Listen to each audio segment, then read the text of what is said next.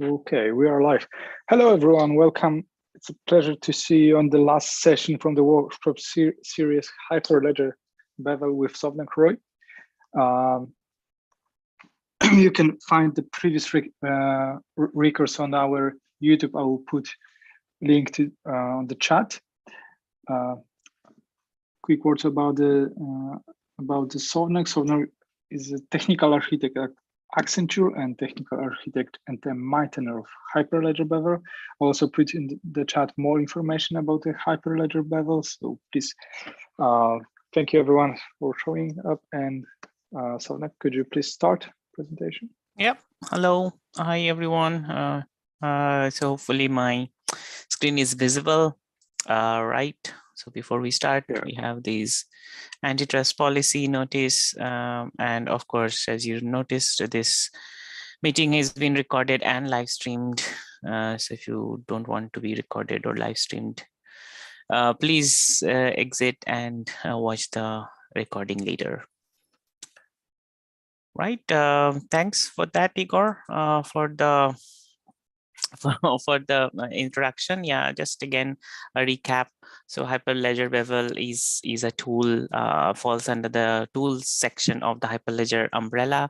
It's the newest project in under Hyperledger Foundation, and it will accelerate the developers and operators tool sets when deploying a production ready or production worthy DLT network on different cloud providers. Yeah, thanks for that, Igor.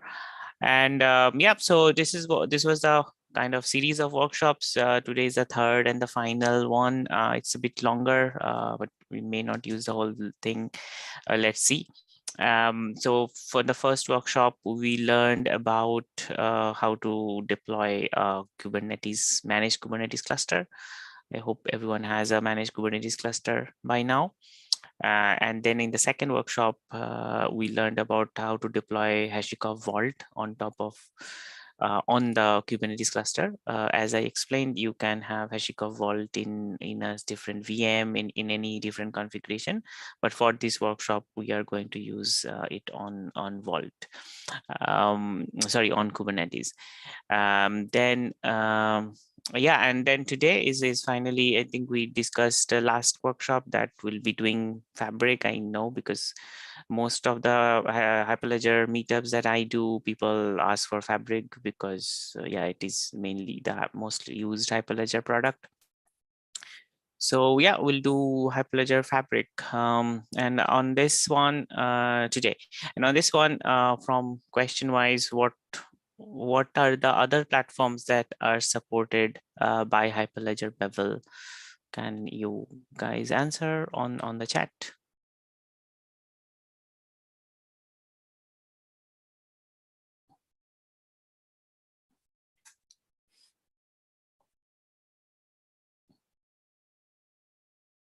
Yeah. Okay. Is it okay? Yeah.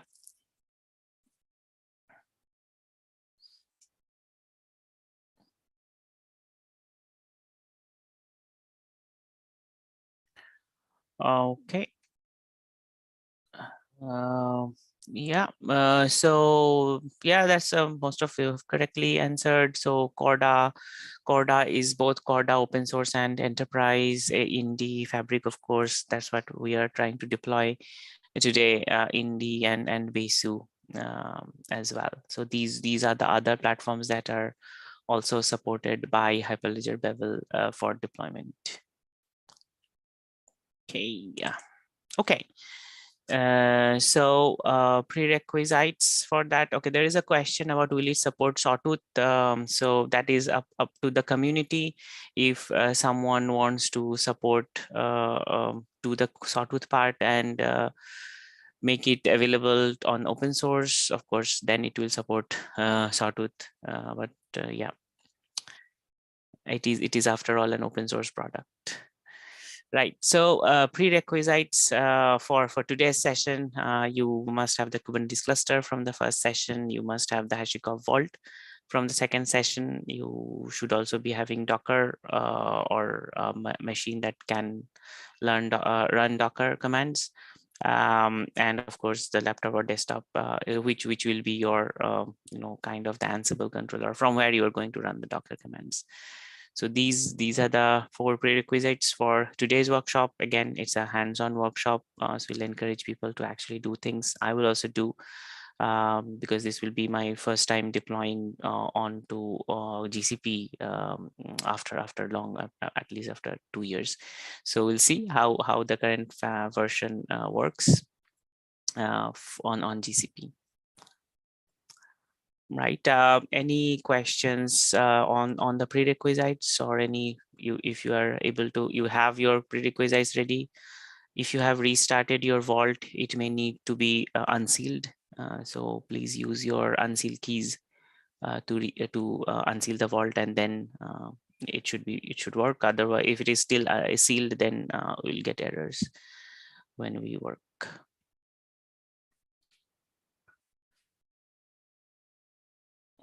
Okay, no questions, or there is a delay. All right. So these are the steps we'll start doing. So let's do follow this. I'll paste the link. And then we'll do it yours. I mean, do basically DIY. So this is the link. Let me stop this presentation and share the link.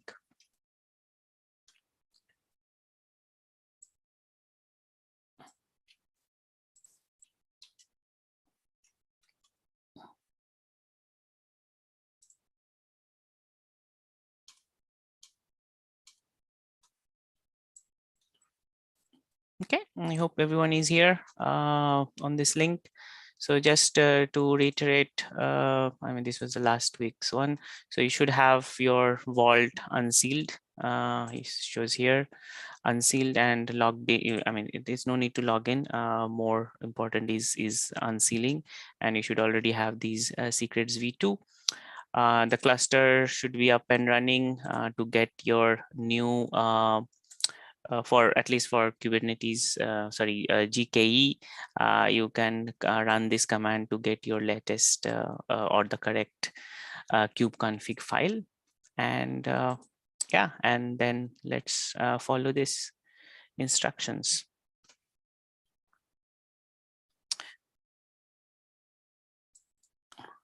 Yes, this workshop is streaming on YouTube, and the link is a few comments above.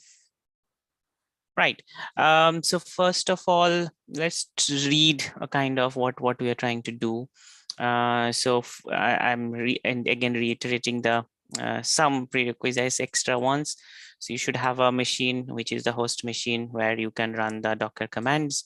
You have one Kubernetes cluster, and you have one Hashicorp Vault server, and you should have read-write access to the Git repo. So either using a private key or HTTPS token. So let's start. So we'll have to get your fork the Git repo first, and have your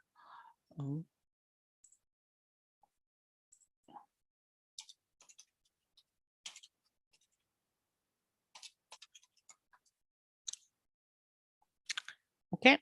So just fork this repo. I've already done it, so I'm not going to do it again.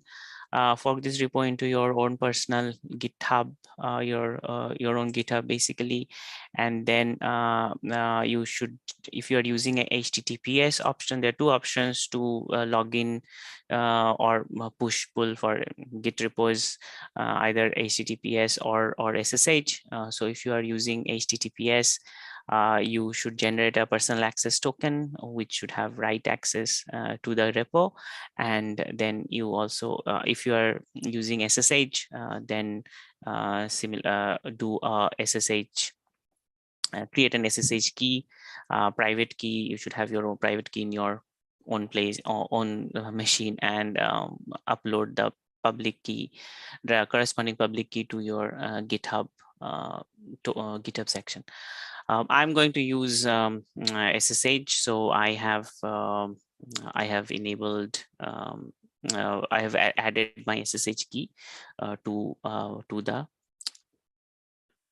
GitHub account, right? And then you clone your Git repo to your host machine, and we can call this the project folder. So yeah, this is the command.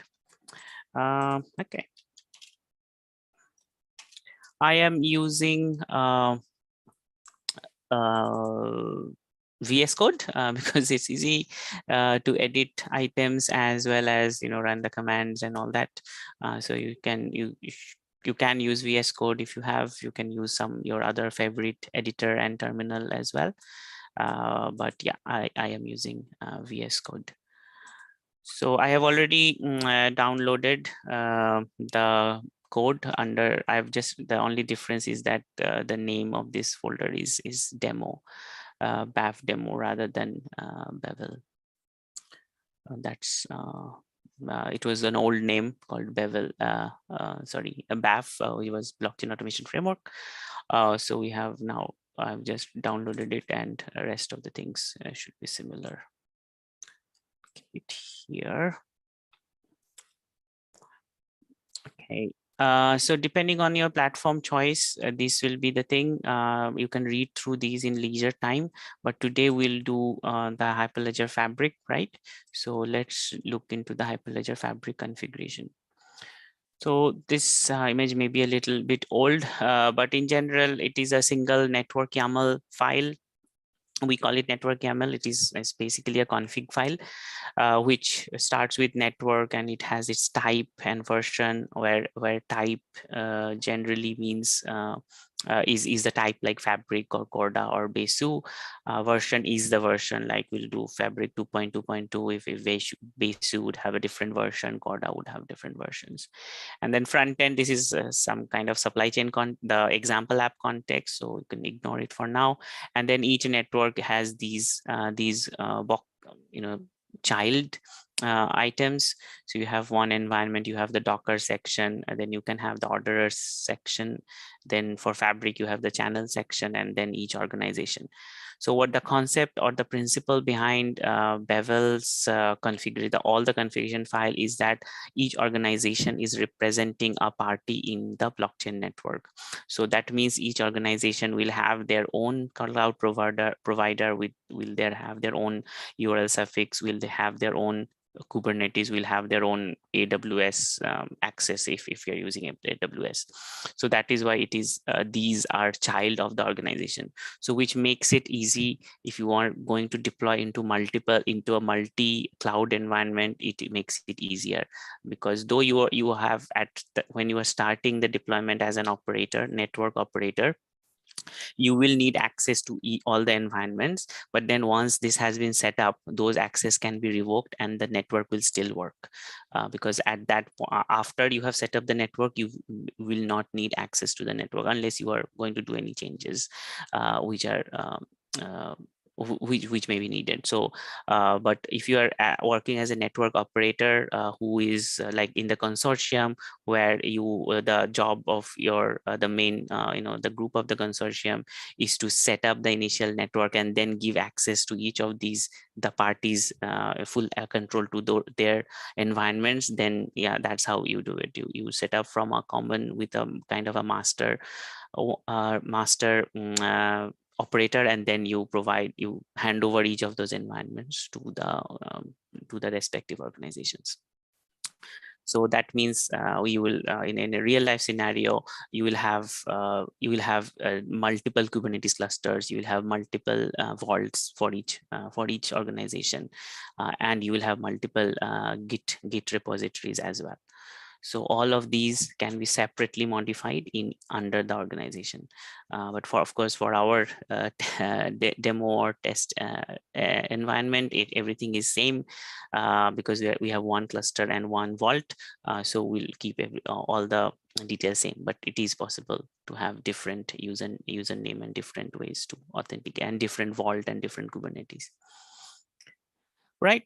So then under, so each organization will have different services, like these are specific for Fabric. So you will have a CA server, you will have the CA service, you will have the order service, consensus part, as well as all the peers.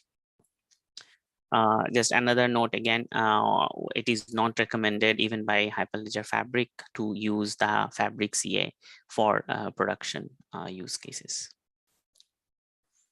Okay, now let's see what we'll do.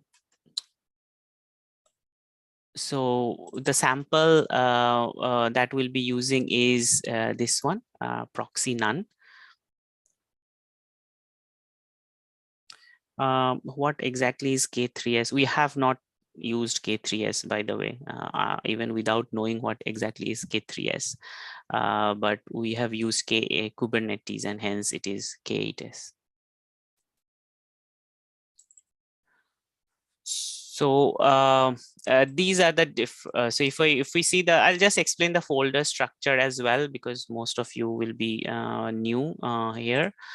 So from the whole folder wise, we have these dot ones are kind of default ones. You have the .github workflows and all that there. In automation, there is a sample Jenkins file. We used internally we use Jenkins for automation on the deployment automation. So that is why there is a sample Jenkins file as well if you want to use it in your existing Jenkins pipeline. Build is a temporary folder, as you see, it's in git ignore.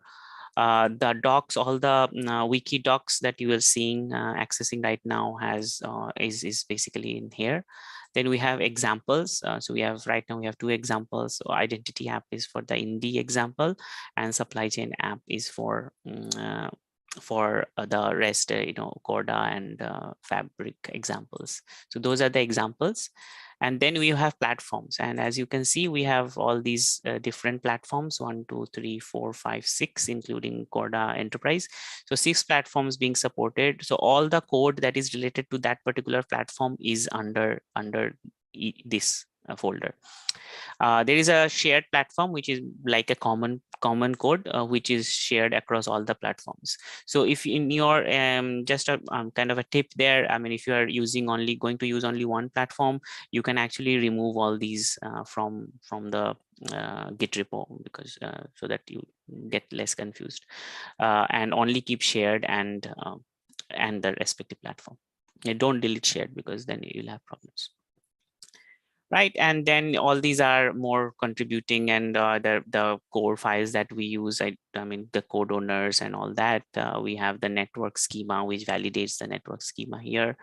Then coming to one platform, we have these folders, charts, very self-explanatory. This contains all the Helm charts that are used for that platform. Configuration contains all the configuration, the Ansible roles, or Ansible configurations that is used in that platform. Images will contain the Docker files if there are any custom Docker files. For Fabric, we are not using any custom Docker files, so it is empty. Then releases is where you will store the GitOps release files, and then scripts are in case you want to keep some sample scripts, SH files, shell scripts here, you can use that. So that's the overall. Right, so going to the real test. So we have all these different samples under configuration samples. These are sample configuration files. They have dummy values, which you'll have to edit once you use it. So today we are using network proxy none. So I will paste this. So that's the proxy none, and then you'll edit this as per the configuration that you will do. So I have already done part of it, and yeah, and I think it's there in the instructions as well. Let's go. that you copy these into a build folder. So here it says create a build folder under the project folder, and then it will have these following files. So first one is the Kubernetes config file, and rename it to config. Then network specification file, which is the network YAML, and the SSH. If you're using GitOps, it should have the private the PEM file under build. I have many more things here, but these are the minimum things that you will need. Any questions till now? So you can create another file called a network YAML, which I have done here, but it is a copy from the network proxy.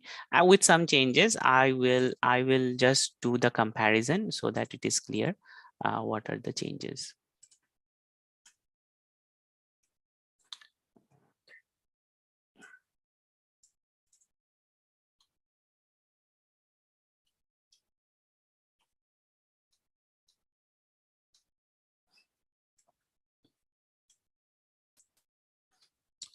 Right, so let's start.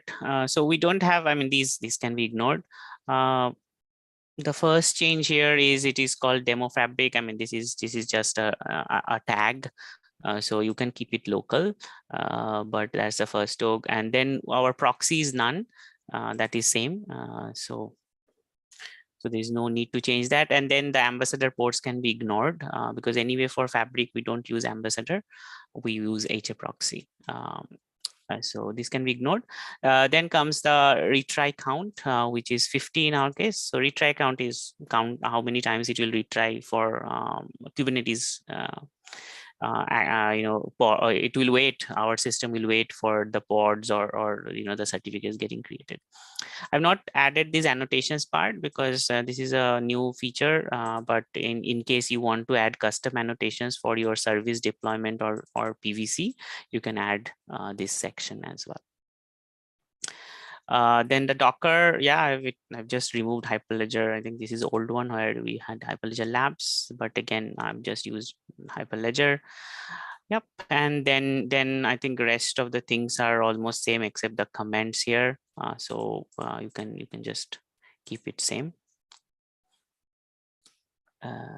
Yep, so that is same, that is same, that is same. Yeah, so the main changes will be in cloud provider.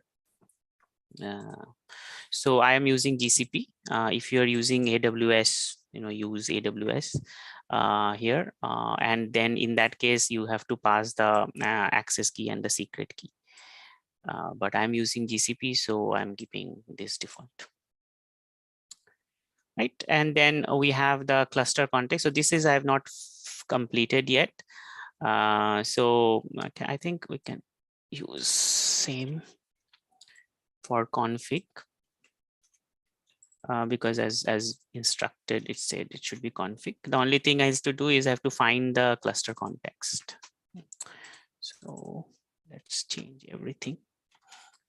So there will be, this file has 3 organizations. So that is why you can see these, if I search for it, it has 3 occurrences.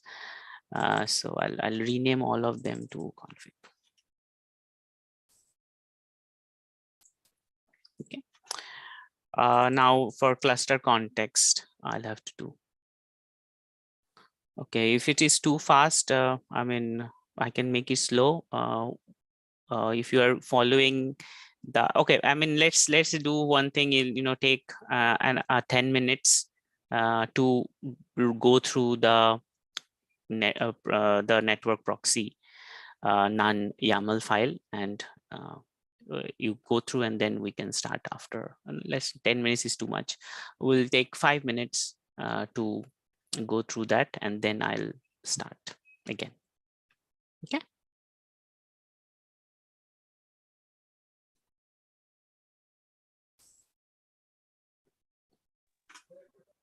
Yeah, so the main thing to do right now is copy your network proxy none.yaml into a build folder create the build folder under Bevel. So cd, I am using baf demo, right? ls minus ltr. So then go to build. So create, if you don't have the build folder here, create a folder called build and then cd into build, and then copy. Basically you will run this command, copy, I given the path, you have to use absolute path most likely, to network.yaml, and then we edit we are editing, we're comparing and editing the network YAML. I mean, if you don't have a compare tool or something, then you can just follow how we are editing.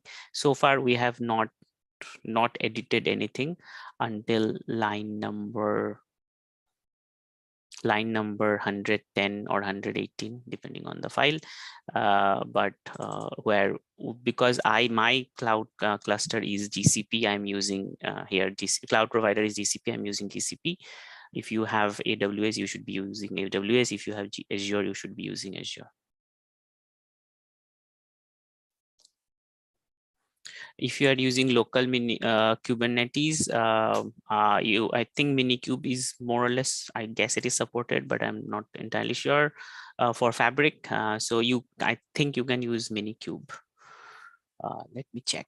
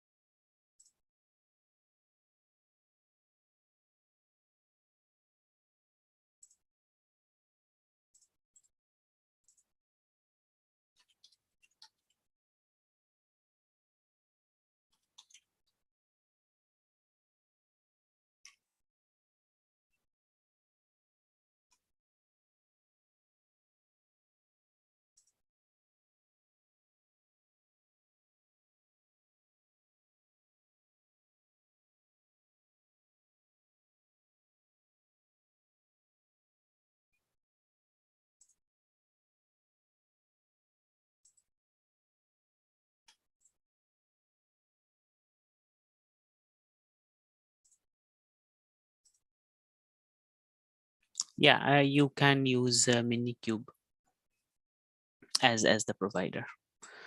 So how I checked is we have the main differences between all of them is all of these different cloud providers is the storage class. So how I checked is there is a role which creates the storage class, and this is where the templates are. These are the supported ones. So AWS, Azure, Minikube, DigitalOcean. Oh, since GCP is not there, so I'll have to create a GCP storage class as well in the meantime. But yeah. Okay, so if you go have a review, and I'll create the storage class.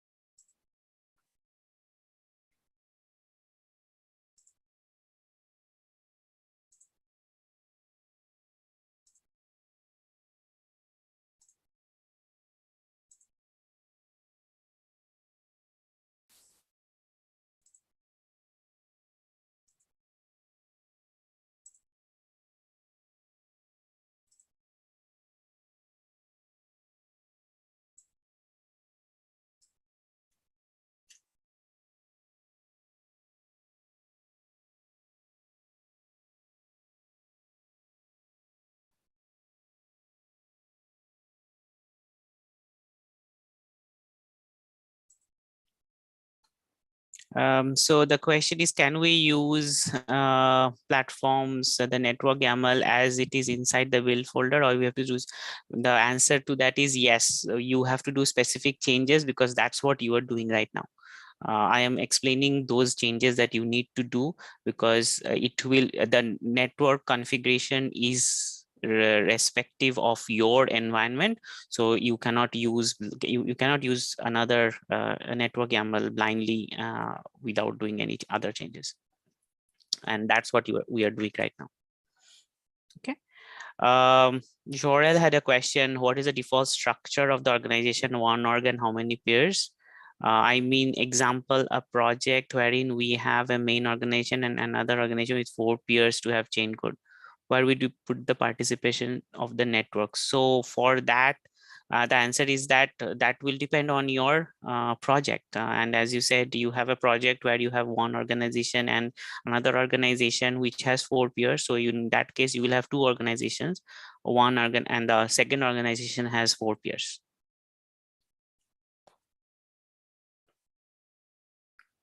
But if you have that kind of situation where there is only one organization which has the channels and the chain code, then I mean, I think you have to rethink the design, and maybe blockchain is not a good choice in that situation, because blockchain is supposed to work across multiple organizations. So if you're not finding a use case where you only have one organization where everything is happening, then you actually don't need blockchain. You can just use a database.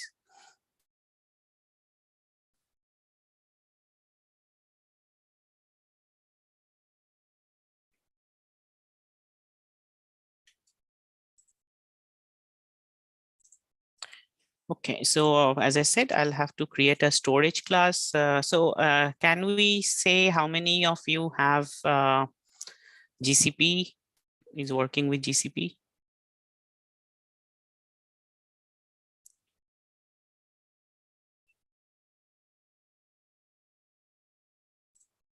You can say yes. I don't think raise hand is here. You can say I am, while you're working with GCP.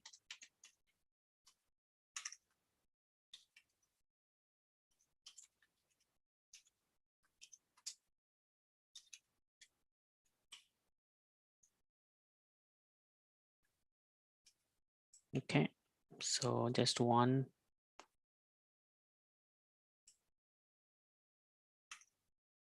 Okay.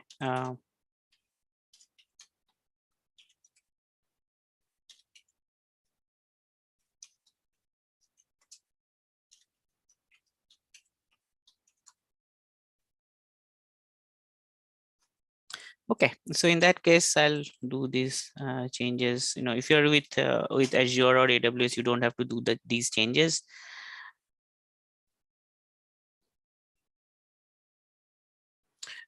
So yeah, so this is what we'll do for someone who is using unmanaged DIY K8s cluster. Yeah, in that case, you just choose a name. Most likely your as I said, the difference will be your the SC, the storage class. So that's what we're trying to doing. We're adding a new storage class. So for someone who is using, so as if you see in this screen, so these are the ones that are already supported: AWS, Azure, Minikube, DigitalOcean, and OKE. So I'm adding a GCP one. So similarly, you will have to add your respective K8s cluster, name. You can call it whatever and use that whatever in this cloud provider section. Yeah. Okay, so for whoever is working with GCP, you can work with me. So this is the file. I'll copy the relative file path which we are changing right now. So here I have added, basically copy pasted these and named everything to all OKE to GCP. That's all I did. Then corresponding, we have to create the templates, because these are the template files in which are the storage class templates. So same thing you can do. You can copy paste this OK SCP and rename to GCP. Okay, so this name and this name should match, goes without saying. So, and then you define the storage class definition here. Okay. And the only variable you're using is the SC name, which is being passed, which is all right.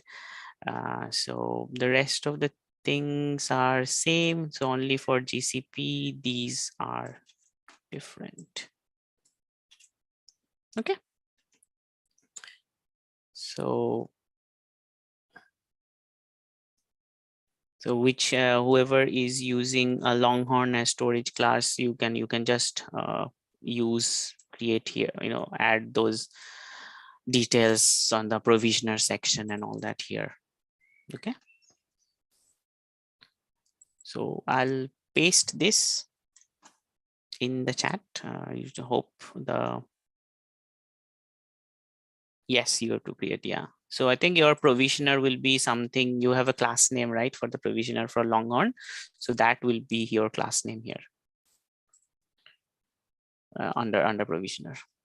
So this one is for GCP. I'll just paste it. Please ensure that the spacing is correct, which is here and on the after parameters.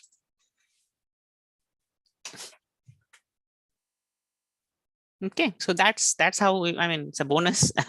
That's how you add a new storage class, which you don't you want to use. If you want to edit, change the existing storage class, for example, even for your AWS, you don't want to use EBS, you want to use something else. Just come in this folder and change here. But this is specific only for Fabric. For Corda and all else, there will be similar files, but may not be in the same path. It will be inside Corda or Fabric or Besu and all that. Okay, so right, so far so good. Any questions? We'll be able to go back to editing this. Okay. No, there's no comment, so I'll continue. So just again to add there, this cloud provider should match your this part. Okay, that's what I was saying. Cloud provider should match there. So I'm using GCP. If you're using AWS, please ensure you have the access key and the secret key populated. Then I am doing the config file. So the config file I will copy from my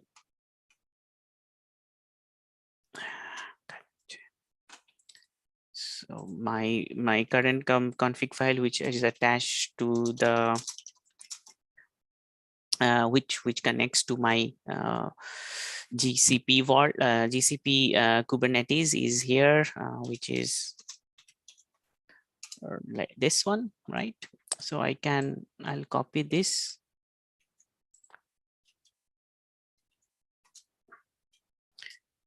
To a file called config, as I said, and that's what is mentioned here. And then I'll change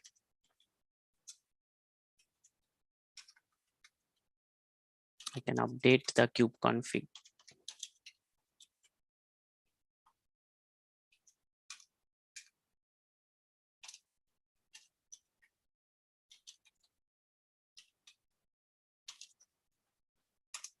Config. Now to get we have to update the context as well. So just do kubectl show context. I hope the command is right.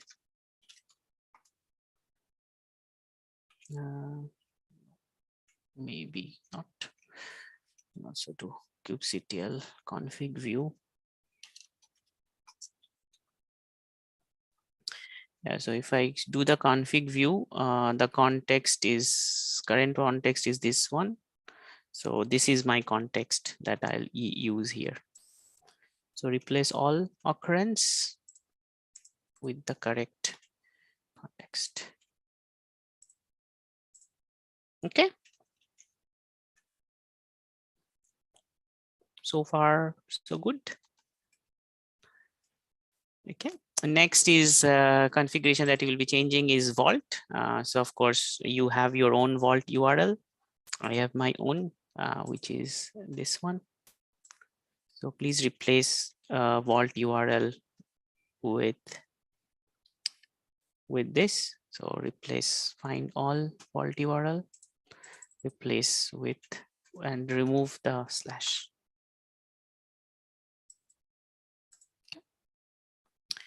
And you should have your token.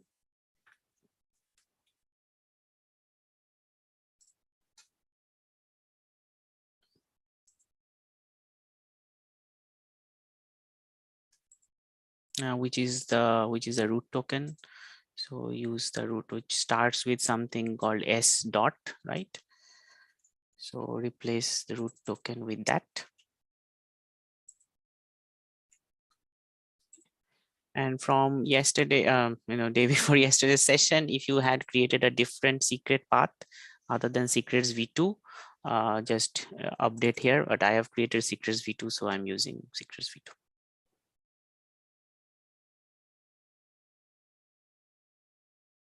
So Patrick, you have a question. Can we do this with only one cluster and use the same context for 3 instances? Yes, that's what I'm doing. Yes. Because I'm replacing, if you noticed, I'm replacing all occurrences. So, but in multi-organization, multi-cluster, you will use different.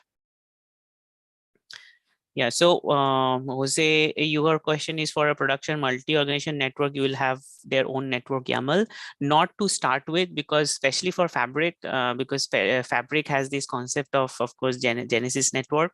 At Genesis network, or at least on the Genesis organization should be there.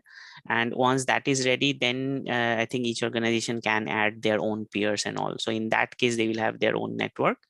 But other organizations, especially, it is much easier with Besu and Quorum, that you can add, you can start a validator network only, and then you can gradually add new, in which case each organization will have their own network YAML. Okay. Right.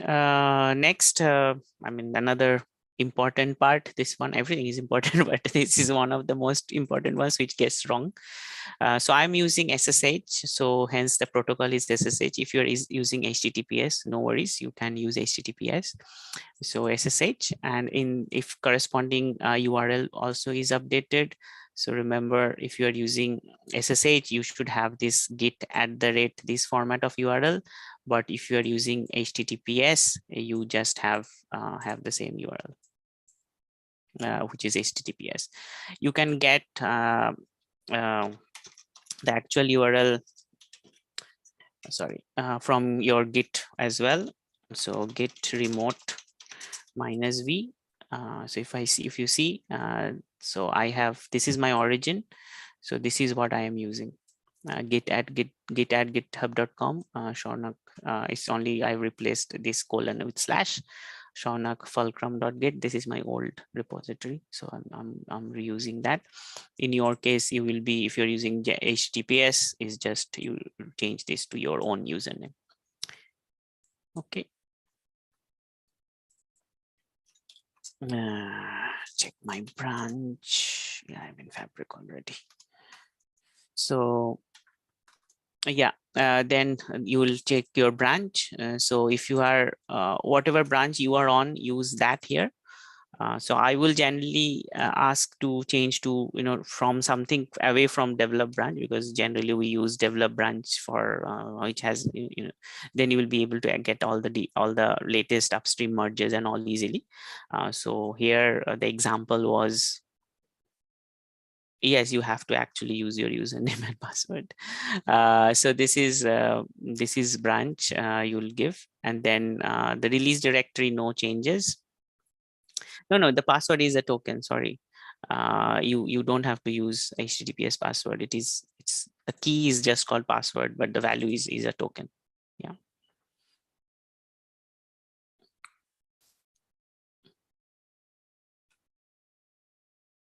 Okay. So git repo, I mean, this is kind of a duplicate, but I'm trying to make it easier. Otherwise, we'll have a lot of complex. So code in our Ansible. So we have another one for this saying the Git repo, which is basically without the HTTPS, SSH and all that, just the repo from the host name github.com. Wade, your question is, I think I answered your question that there is support for token because right now I think if you use password, at least with github.com, it will not work because they have rejected.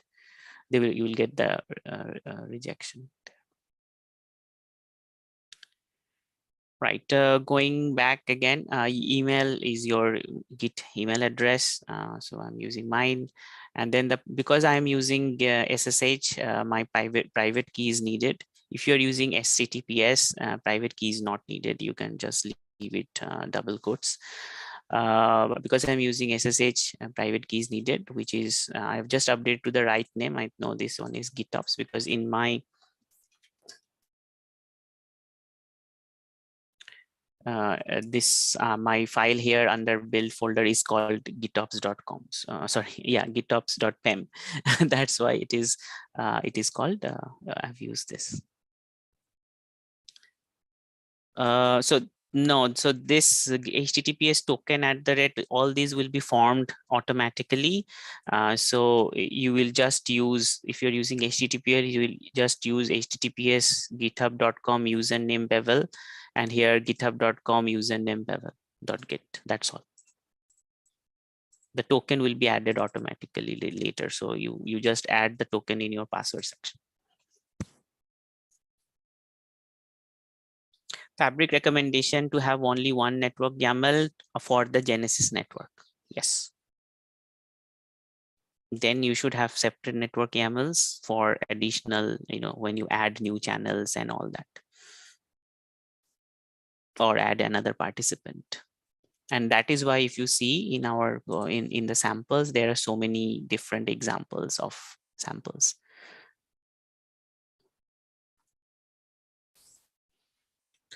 Okay, so GitOps, these changes, and that should be enough. If you have done, if you searched all and updated everything, so that should be enough. You should not need any more changes. I'll just review again. For the other organizations, I did only one organization. So yeah, looks like mine is fine. Everything else is default.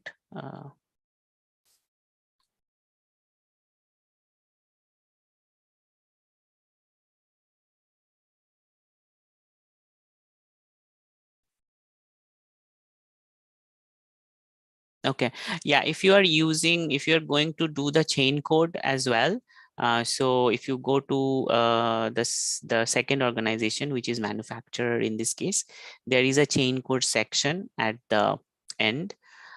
So here the chain code is basically deploys the chain code as well. So if we are going to do the data chain code as well, then here also you need to change, basically add the Git repository, the Git token here. So this one, and then GitHub, the details that you want to change. If you are going to do, but I don't think we'll reach the chain code deployment. But why this is a separate kind of section is because so that you can deploy chain code from a different repository altogether. It doesn't have to be the same repository. So in which case this one will be, say, for example, if you're doing Fabric, so that's, and the branch, which is basically the upstream, which branch it will download from.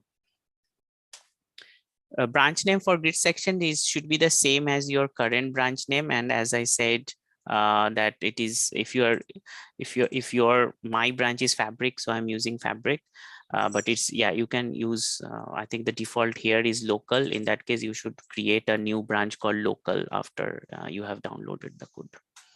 It should be the same branch as you are in when you do git branch, which is Fabric in my case.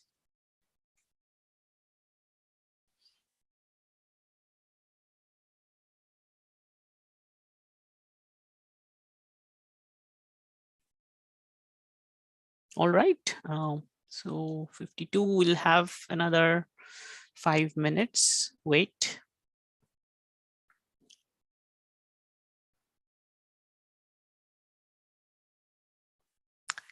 So that everyone has caught up. Yeah.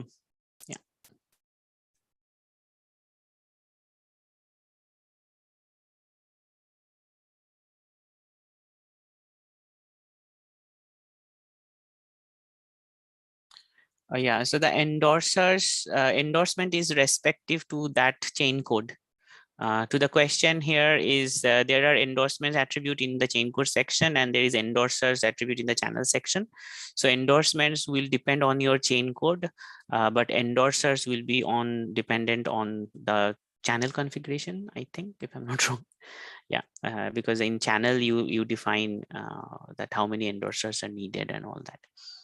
Jorel had a question in this network YAML, how many organizations are there and peers? There are 3 organizations, 1 orderer and 2 peers.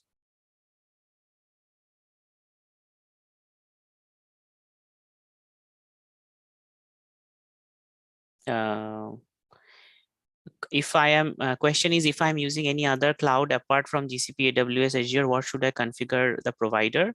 That will be dependent on what you want to use as your provider. So name, so if you call it XYZ happy, you can call it XYZ. Just ensure that there is a file called XYZ_SC and you have mapped XYZ-orderer equals to XYZ_SC.tpl. These 2 things.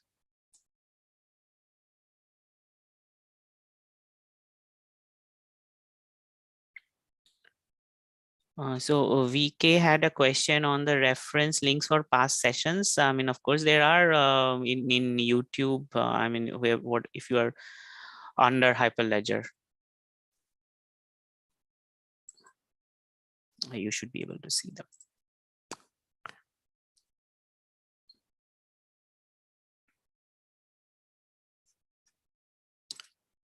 Right. Take some a bit slowly, but in the meantime, for whoever has done, just ensure that you have these 3 files. If you're using SSH, if you will have 3 files. If you're using SSH, if you're using HTTPS, you will have only 2 files.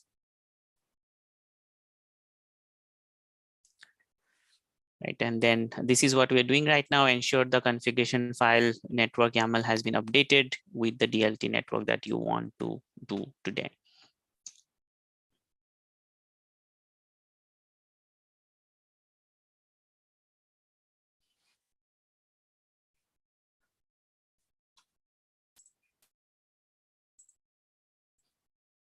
Okay. Okay, should we progress or wait for another 4 minutes? What is the status, guys? Okay.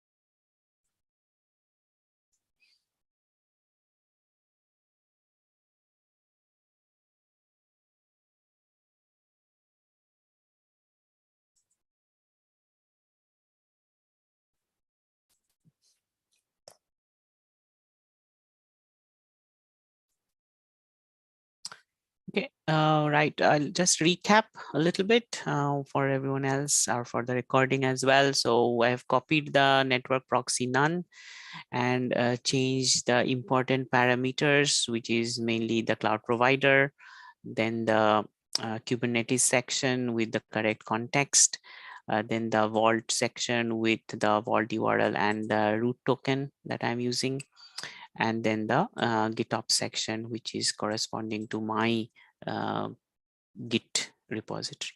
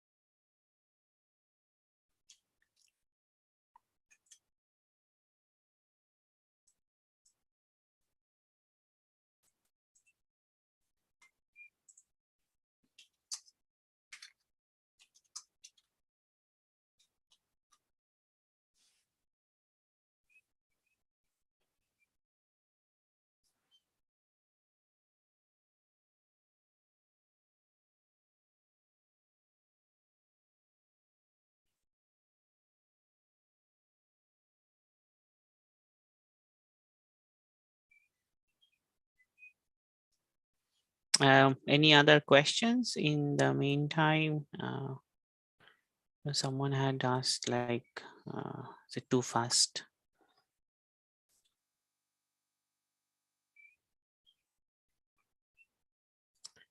Is there any K-test mechanism on GCP, for example, to achieve communication among different clusters? Say I have one single cluster for each organization. So it is not a, yeah, I mean, every cluster is there, and that is why Bevel deploys either Ambassador or HA proxy to achieve that inter-cluster communication. And yeah, that is why you need Ambassador or HA proxy, which is basically acting as a ingress controller. In way that is how you kind of allow your cluster to open to other outside of the cluster. Basically, in this example, we are using proxy as none because we are not connecting to other clusters. But in Fabric, you will have to use, for inter-cluster communication, you'll have to use HA proxy, and for all others, you'll have to use Ambassador. And for that means you'll also need a domain name for each of those services, because they will use the domain names. Yes, I mean, the chain code can remain developed if you have, but yeah, if you're changing, you can change all the branches to the same branch, and even under service sphere chain code. Yes.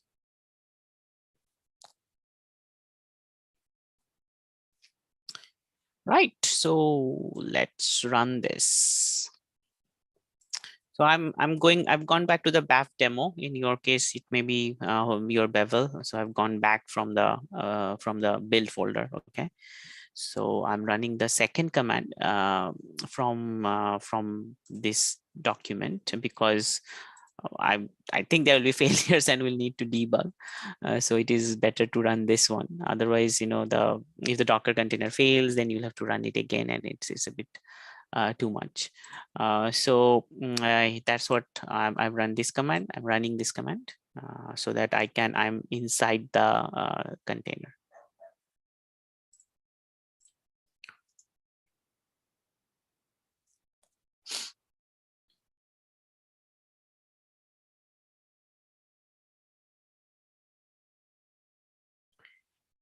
Yes, so for someone using Windows, it will be a little bit different, especially the password, PWD.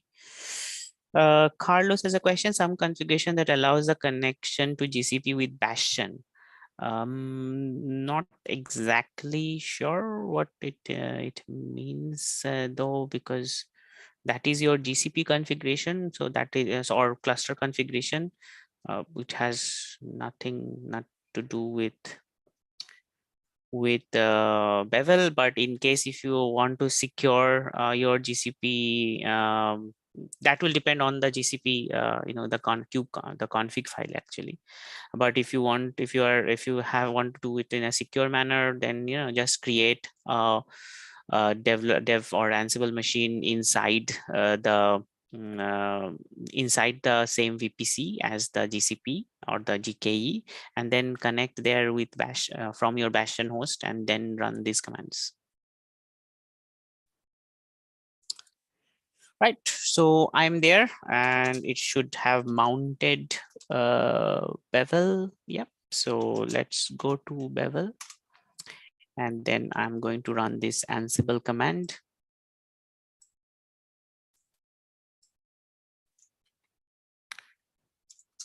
So I'll just check my build folder has the files. Yeah. So I'll run after I've been, so I'm now in home Bevel. Then I am running this command, Ansible playbook. Paste the command here as well. And yeah, now we wait or get some tea or coffee, and hopefully it doesn't fail in the middle.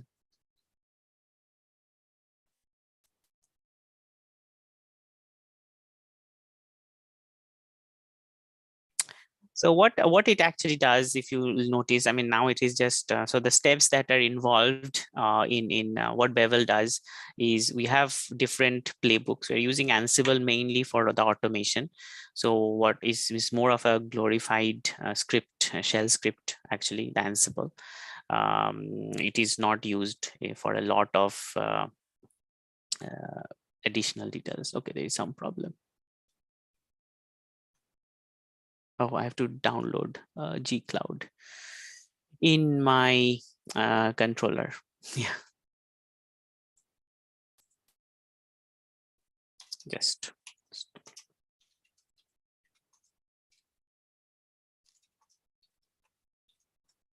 Okay.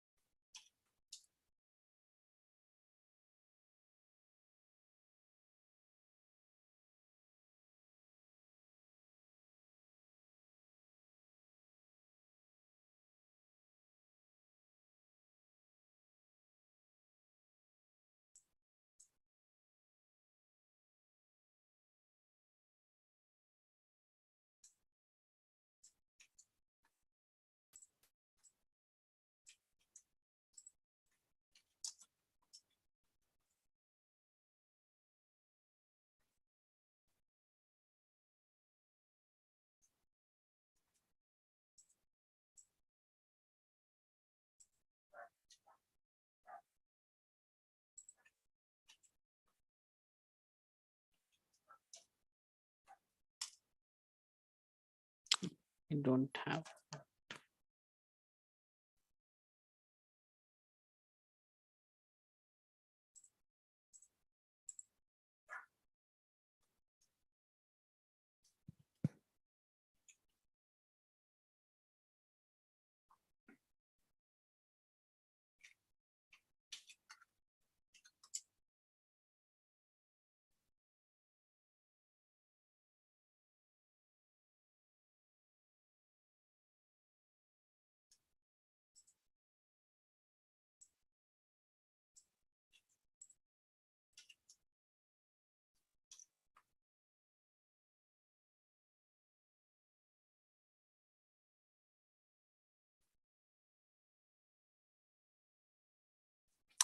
Okay, got an error.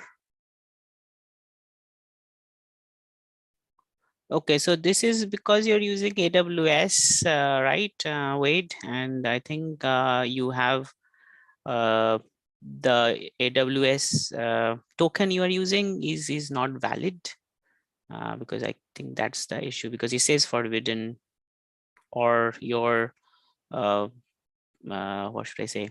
Your Kubernetes is forbidding that because it has this anonymous issue. Yeah.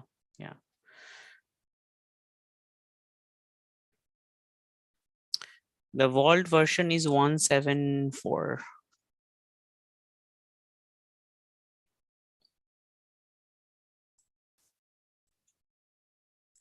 174 is the latest supported one that we have used. So the token for setting up the cluster is fine, but I think what is happening is your Kubernetes cluster that is forbidding some resource access. That is the error that is showing. It doesn't, it's not allowing system : anonymous access for some reason.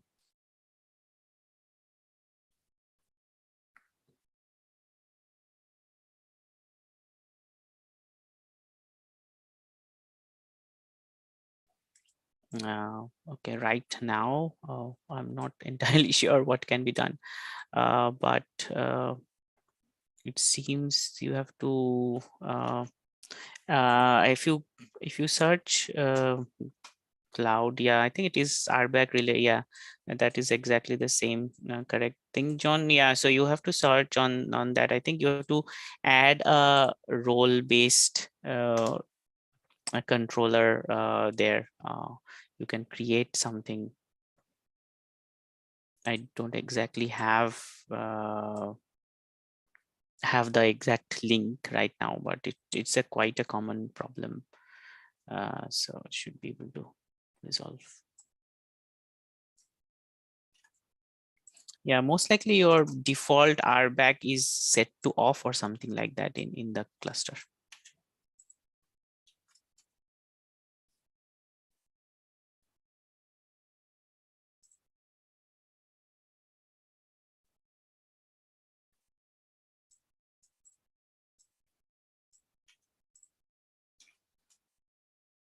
Okay, I'm spending time in installing Gcloud.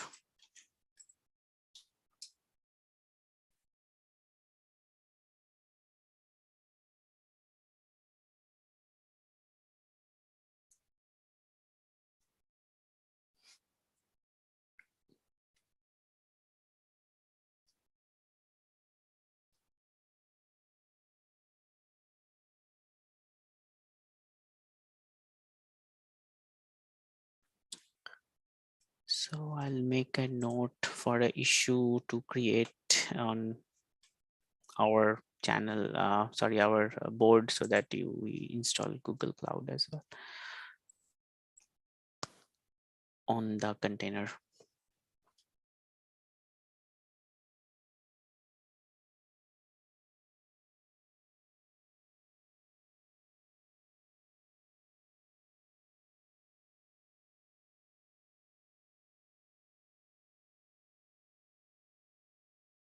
Okay.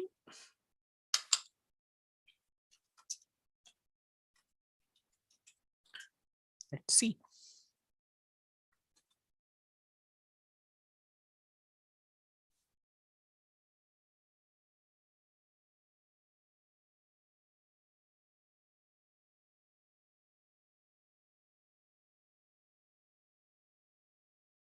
Oh, I think I'll have to authenticate. So just a second.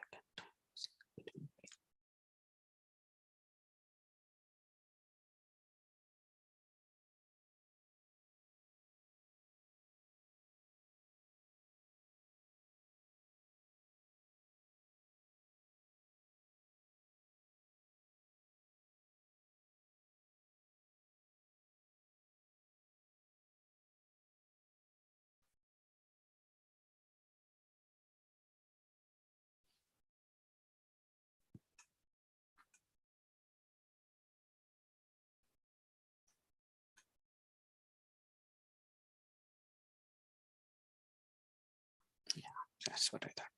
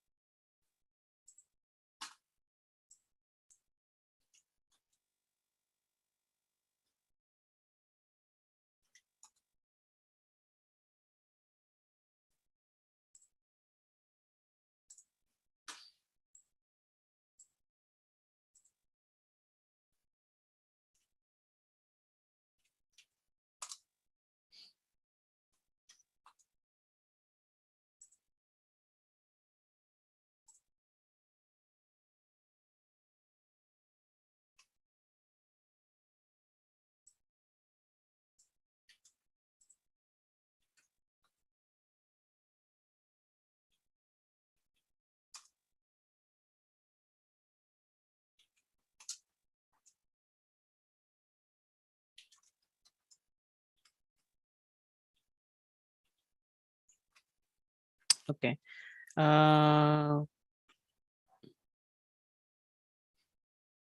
There's a question: at which level do I need to check roles?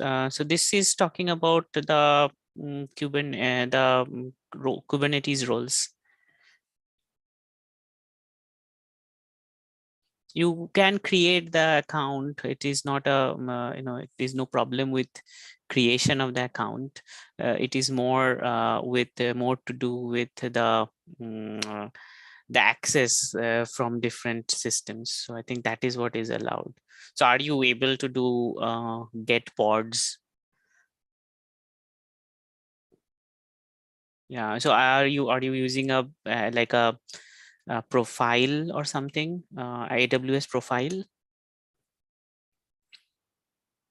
Yeah, I think that's the thing. So because you are now running it from the Docker container, as you saw right now, even for Google, I had the same problem. I had to again authenticate from within the Docker container, and then it works. So most likely, if you're in the Docker container, if you want to authenticate, you can do that. Yeah.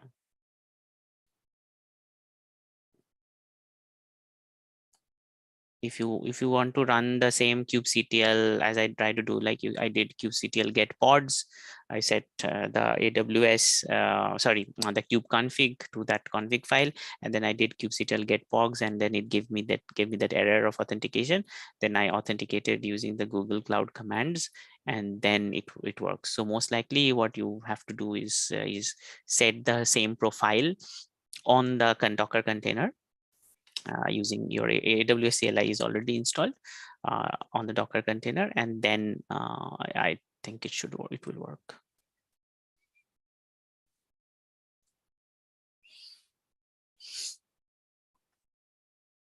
Right. So yeah, there was a option of it's asked for me to yes, because I'm using HTTPS. When it tried to connect to GitHub, it asked me with that SSH host checking. So I just had to type yes, and then if you see, so I was before this was what Bevel does is it uses GitOps, which is basically using a Git repository as the configuration storage.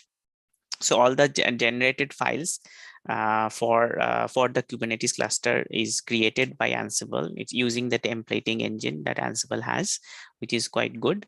Then what it does, it saves those files into the Git repository that you've given in the GitOps. Then what happens is we have something called Flux, which runs, and then it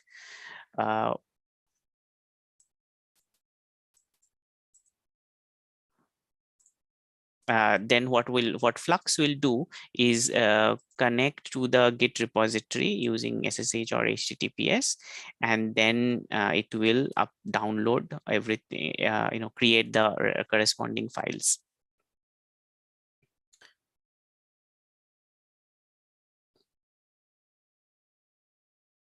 On the Kubernetes cluster.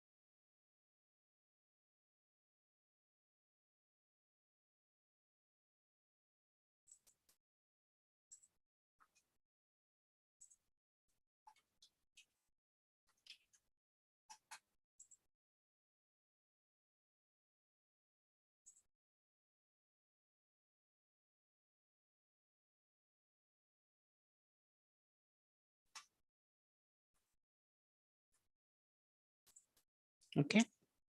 I mean, if you are having problems with SSH, maybe, I mean, many of the networks don't allow SSH to all ports, so you can use HTTPS.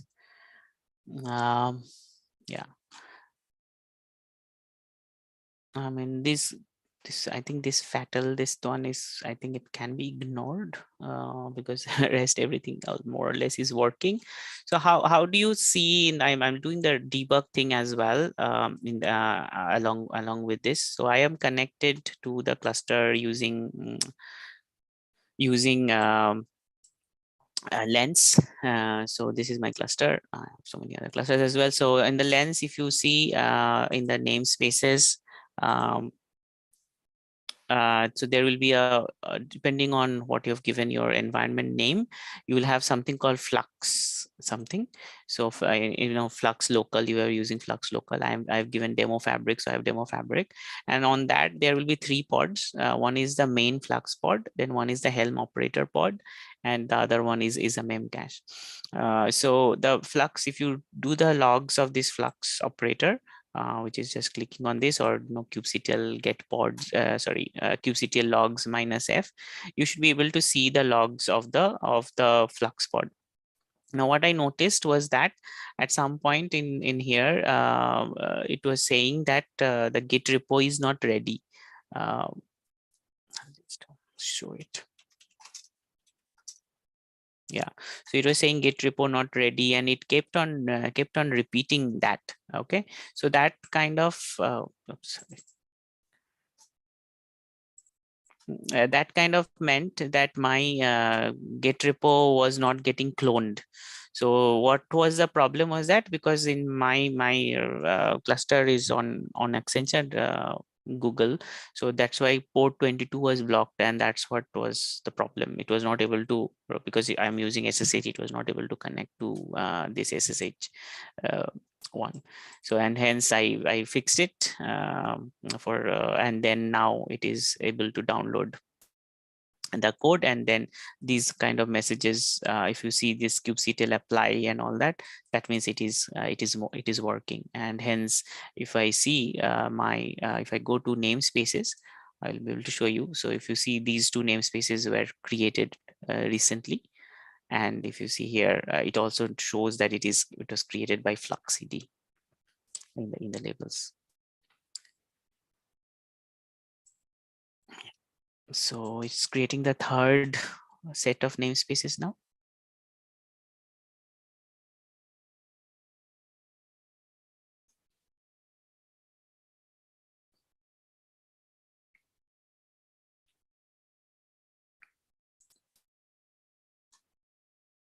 I'm keeping an eye on the flux logs as well. So importantly, when you start, it's part of the debug, there's another link called the debug. I'll share with you in the chat, which is the verify. So this also talks about the similar steps that I'm doing right now. So you first you would have to check the debug of the flux pod. Then after all the namespaces and all have been created, then you check the logs of the flux, the Helm operator pod, because if there is something wrong with your Helm releases, then it will be shown in the Helm operator. If I show you now. So the Helm operator is not there because no Helm release has been created. But yeah, this is going on. So, and I'm going back here. So here, if you see, now after we have gone past, now it is creating the Vault Kubernetes files, and it is waiting for job supply chain. So many of I used to get all these issues earlier that it is saying, oh, it is failed and retrying. So this is not actually a failure. It's basically, it is waiting. As soon as you see retrying, that means it's waiting for this job or whatever task to finish. And it will try, that was the 50 retries that we have added. It will try 50 times. Yeah, so flux operator with other namespaces, I think it is fine. It should not be a problem if it is trying to, if it shows that, the refreshing image errors on flux operator, that you can ignore.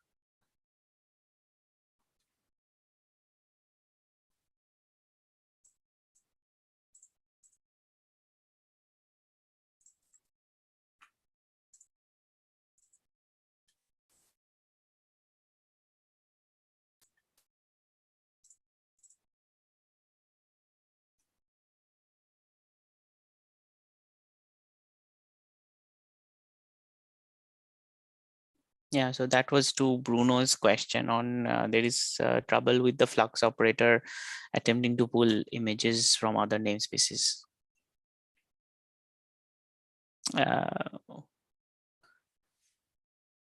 So the rate limit one, yeah, that is also fine. I think, I mean, not fine in the sense there is a rate limit issue, but is it not able to pull any image that you are using, or like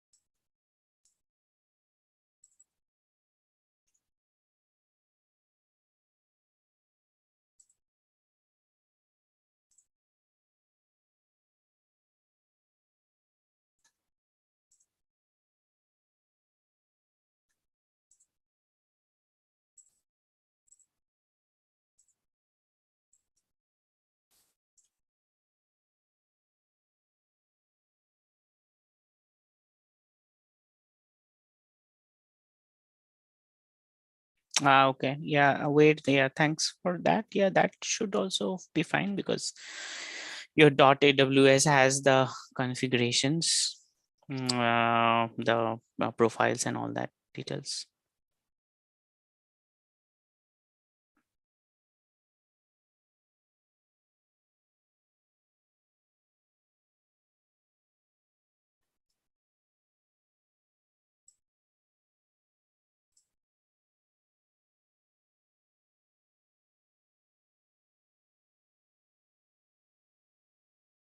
Okay.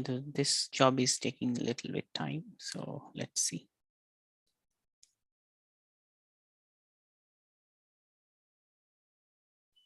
So guys, in the comments, mention where you have reached, at what point is there. Okay, in the logs, if you see git push has failed, check the second error message, this set. It is gets ignored because but it is actually a problem, even if it is ignored.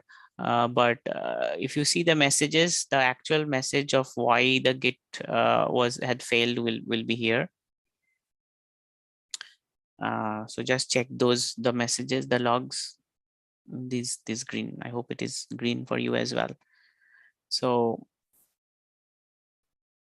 if you see this, there is an error here, then it will there will be a that means there is a problem. Like here it does say, for me it does say not a git directory, but it still pushes, I think, because I have mounted from my local details. That's why it is kind of saying that it is not a git directory, and it is kind of pushing to Fabric.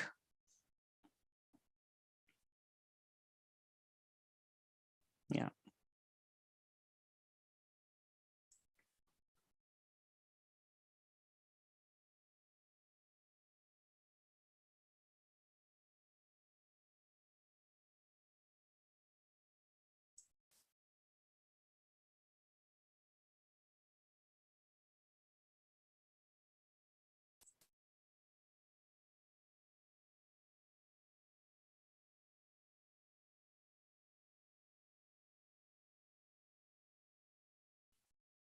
Yeah, so if you're at cluster role binding still waiting, so please check your Flux logs. Most likely it is not syncing, and that is the problem.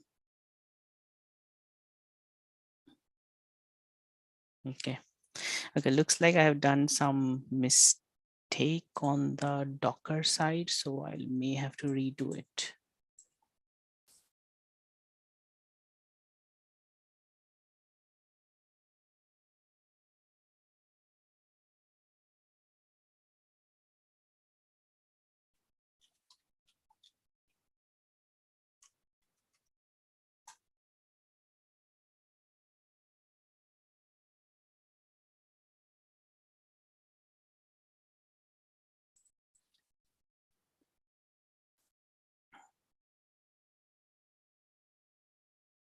Okay, I think I've given wrong Fabric, wrong files, wrong Docker username and password, and that's why it is not working. So let's stop it and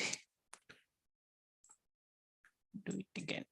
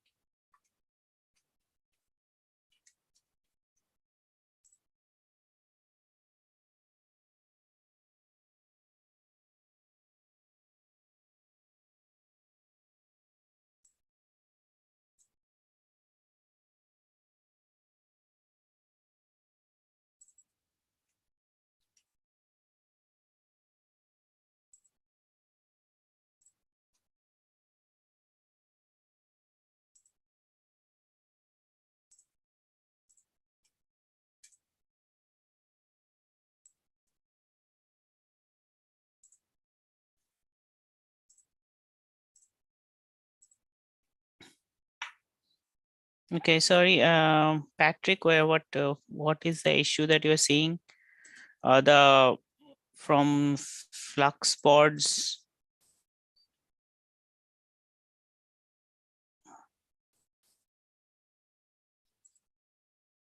If in your flux pod logs, if it says that what was the error? Unable to pull images. I mean, if the flux pod itself is working, it should be fine. There should be any other issue like git repo not cloned or something. If you search that, like how I did, I should be able to see the error.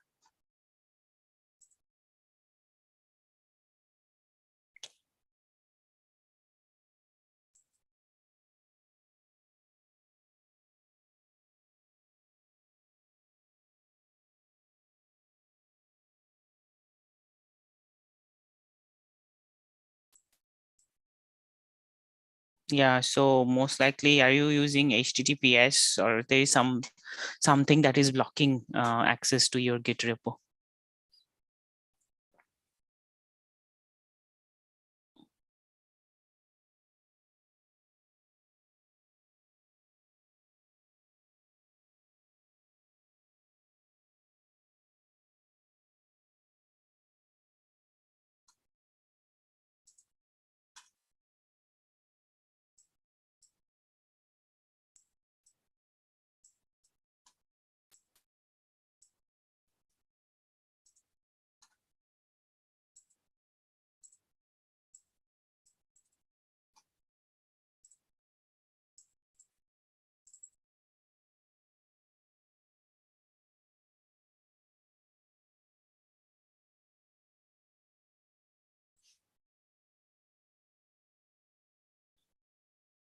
Okay, in that case, you have a different version of Kubernetes where the v1 beta 1 doesn't exist, and that is the problem. So what you have to do is update in your release files.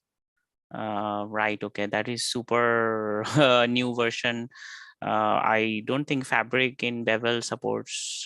Bevel doesn't support anything above 1.19 because there is some problem with the Fabric controller, Fabric version itself with the chain code controller. So yeah, if you are doing this, then you have to basically replace all that. Search for that this thing. I'll just whatever is giving error in your releases folder and then replace it with, I think they have changed it to v1. So replace it with just /v1.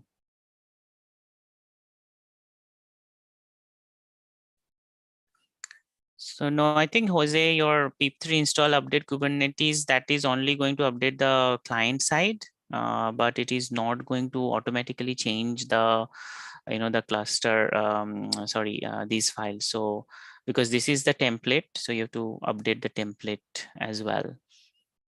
And the release files and check them in manual. You have to stop the code anyways, I think. I mean, I'm also having a problem, so. Oops. Yeah.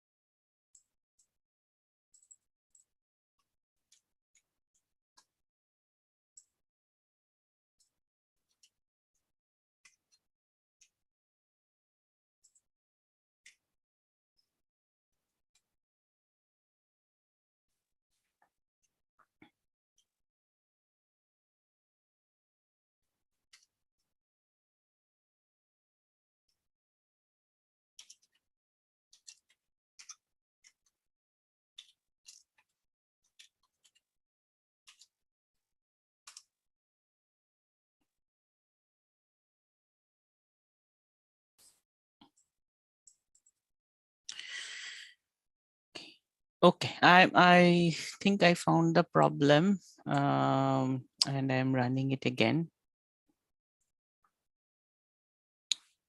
So hopefully it will work. So the thing that the problem was I've used the wrong Docker Hub name.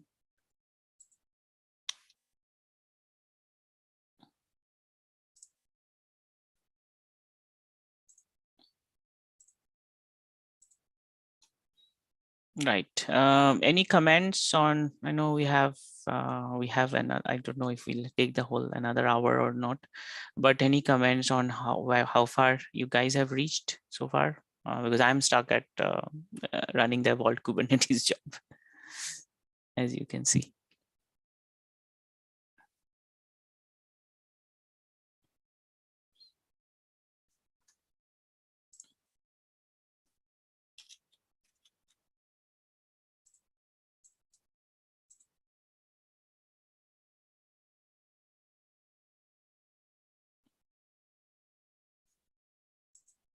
Okay.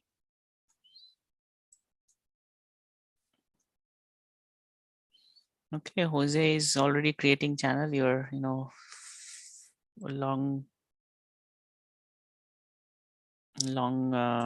going forward super fast. Yeah, GitHub access issues. So it maybe, I'm not sure if it enables. Okay, thankfully my thing has progressed. Not sure if it enables your additional. It needs something to be enabled on the token that you have for GitHub. Yeah, maybe that's the problem. Okay, so coming back to my issue, I'll show you.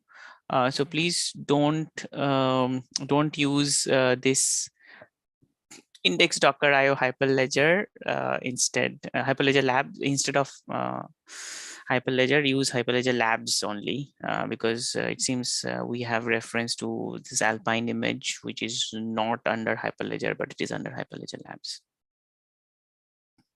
I know my Docker token is visible here, but I'll revoke after the session.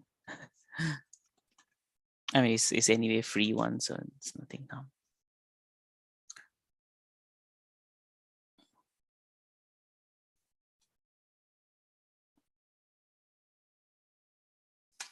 Okay, so if we see on our on the cluster now, now you can see that the supply chain Kubernetes job has been completed.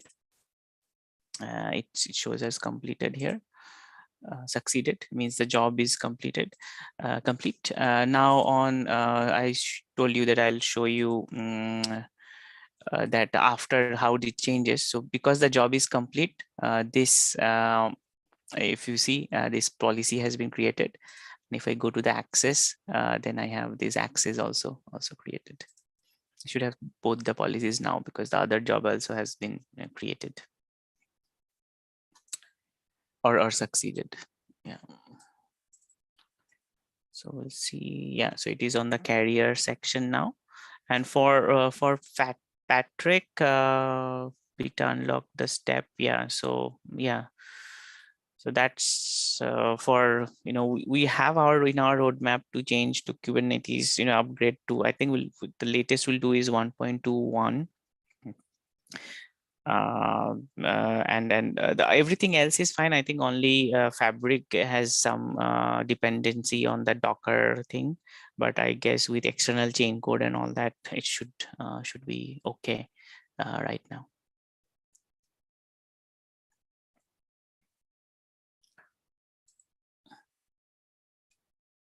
Okay. So, and from a debugging, I'm doing the debugging part as well. So as you see from debugging, I am seeing that what is happening on my cluster in the background, and I am following the logs of the Fabric of Helm operator and the main flux as well. I mean, after it start once, I think it's only the initially, if it has already always done one update, it will always do the next ones. Yeah, so it's only a starting problem that we have with Flux, because mainly of the access, the Git access issues. Sometimes it likes SSH, sometimes it doesn't like SSH. So, but that is depending on your network. It's not a problem with Git or GitHub as such.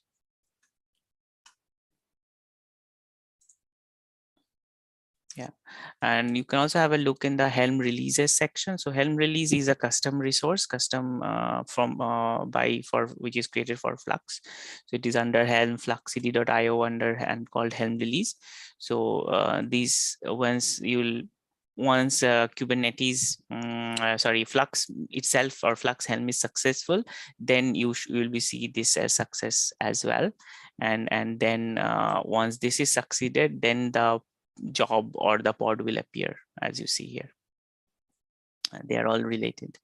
And another update on Bevel is that we are working almost finished with V2 Flux V2 upgrade. So yeah, that's what I said. I think it needed the main repo access. Because it also that token is used to also update a tag as well. So anyway, so going back, we are the update from our team is we are also working on creation of upgrading to V2 Flux V2. Flux V2, the changes are a lot, but it will make things simpler, and will enhance the reduce the memory load on the Kubernetes cluster, because as you see, Flux is it syncs with the GitHub, right? We have the time set as 2 minutes, but after some time when your network is already running, you don't need every 2 minutes sync, and then you cannot change it once it has been installed. I think with Flux V2 all those new features are there where it's a bit different way to download or link to the GitHub or any Git repository for that matter. Okay, let's see if our storage class is getting created or not. Yeah, it got created.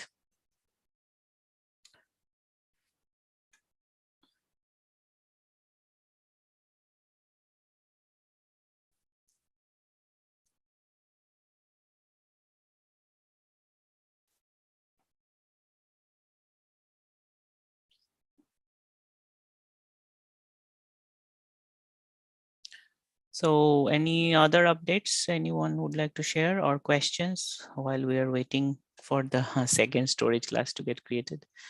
I mean, I know it's for some people you'll see that, well, why is it creating the same storage class again and again? Again, it's more because we're doing it many times, different for each organization. That's why it is. Some examples we have. Same storage class being used for everyone in the cluster. That's also possible. But I think Fabric was one of our oldest code, is one of our oldest code, and that's why you have the storage class also gets created for each organization.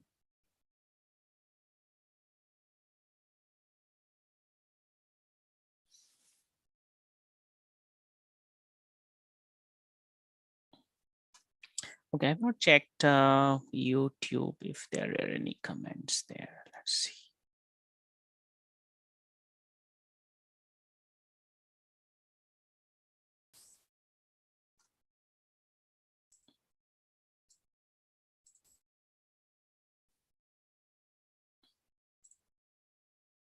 Okay, it's the same horrible thing here.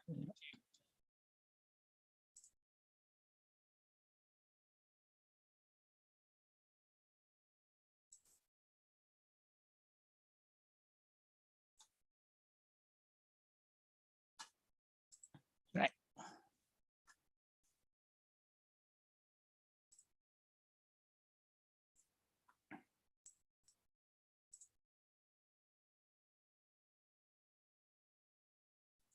So once the network is up, how do we deploy chain code updates? Do we rerun the YAML file? I mean, there is a chain code operations playbook separately, which you can use to do the chain code updates.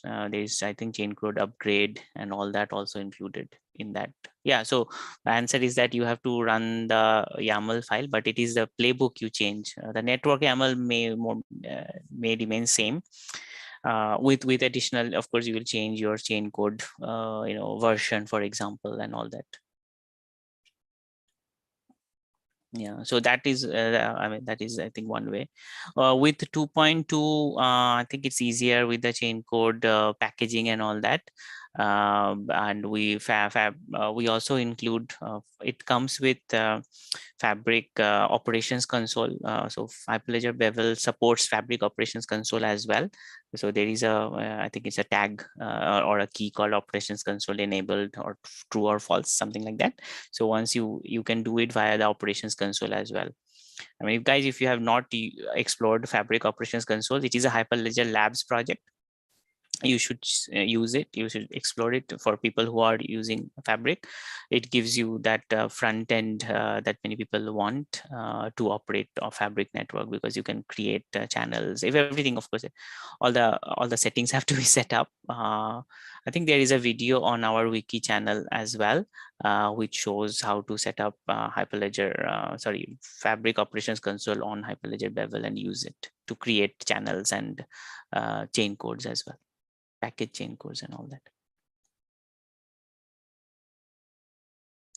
Right, so the storage classes have been created. Now we are creating the CA certs.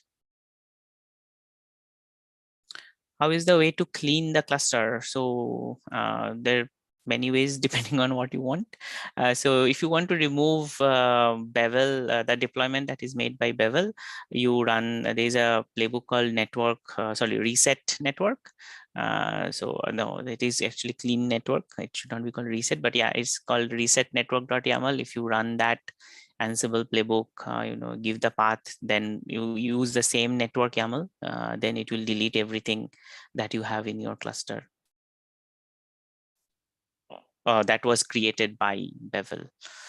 But if you want to delete the whole cluster, you can just go and delete the whole cluster from Cloud Console.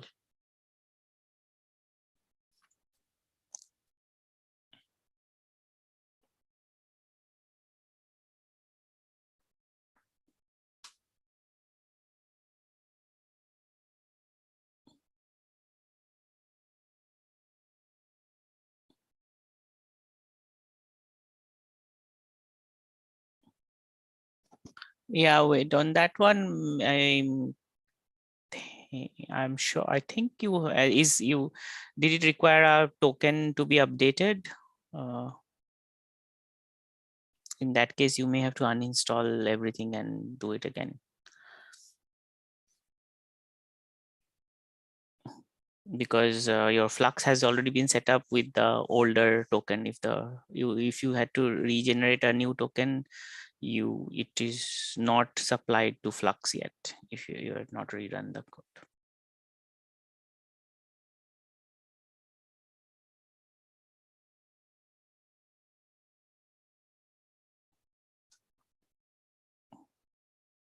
Yeah. Now going back, we have you have to uninstall Flux first because it will not update automatically. So now one of the CA certs job has executed. So if you see, I will show the Vault. So in Vault order organizations, the CA certificates have been stored now.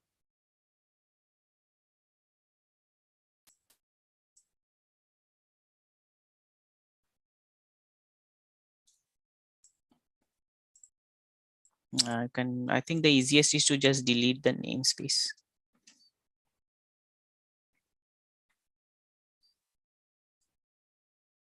Wait, yeah. So you should have created a namespace called flux dash something, right?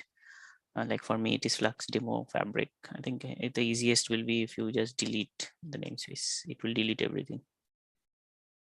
And then when you want to run the playbook again, it will recreate.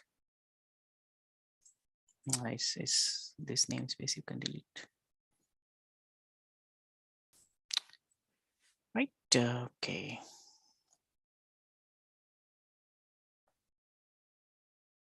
Okay, yeah, so that is why IP is not a good use. You should always be using domain names. So yeah, if the vault service changes IP, then it is a hell lot of a problem, because all the accesses from Kubernetes is also based on that IP address from vault. So yeah, so hence you should use domain names all the time.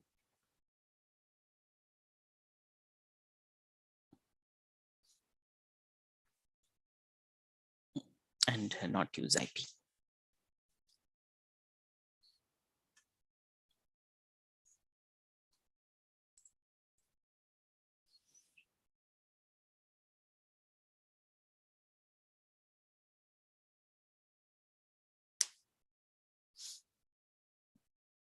Okay, so we are at Career Cert's job, which creates the certificates for the CA server.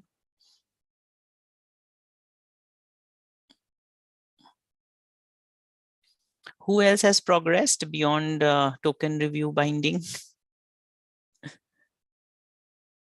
Or has there, CA certs? And I know someone said he's already in the chain code part.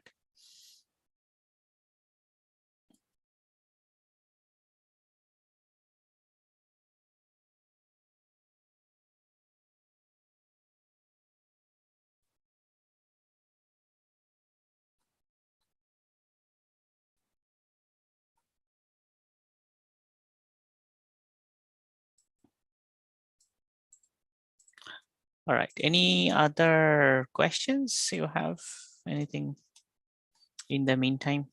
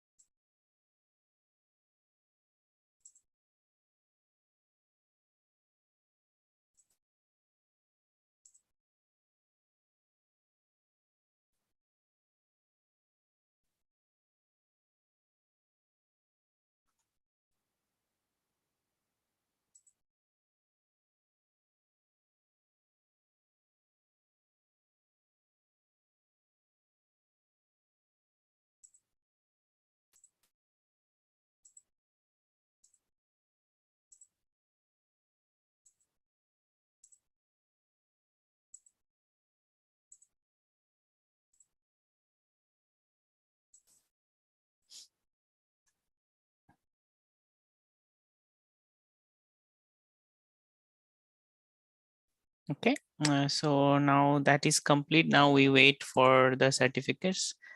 So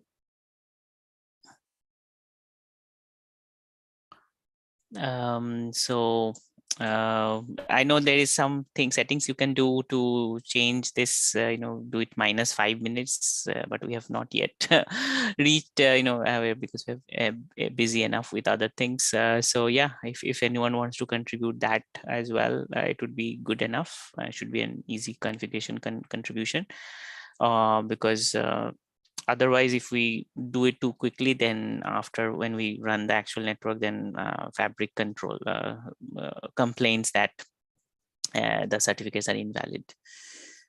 So Carlos had a question, I'd like to use Bevel in the cloud. What should be available to use it? I'm not entirely sure what means. Do you mean Bevel as a service? Oh, Vault. Yeah, Vault in the cloud. Yes. Yeah, we have not done the Vault HC, right? And I think that there was a question on the Discord as well. We have not tested it yet. I don't think it will be fair. It will be super difficult to integrate with the HC Vault.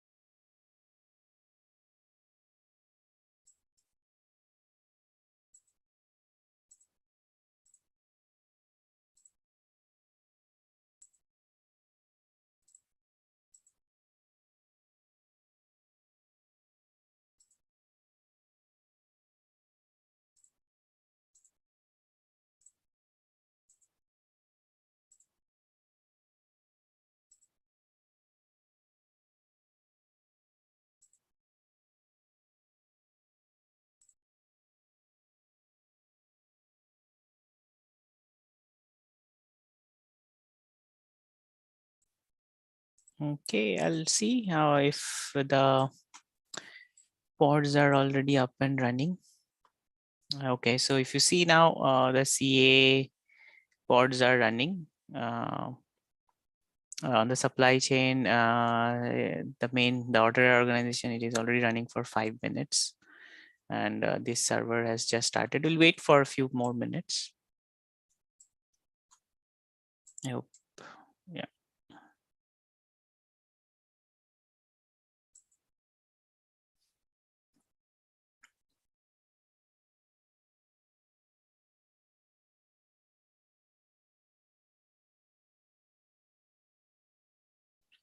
Yeah, the only disadvantage with online workshops is that you cannot actually see if everyone is progressing on the same level or not. We did organize an in-person one in London, but it was a lot of much less participation than this one. I know the participation is more here, but the engagement from us, because we had like other team members as well who would help people, but that is less there.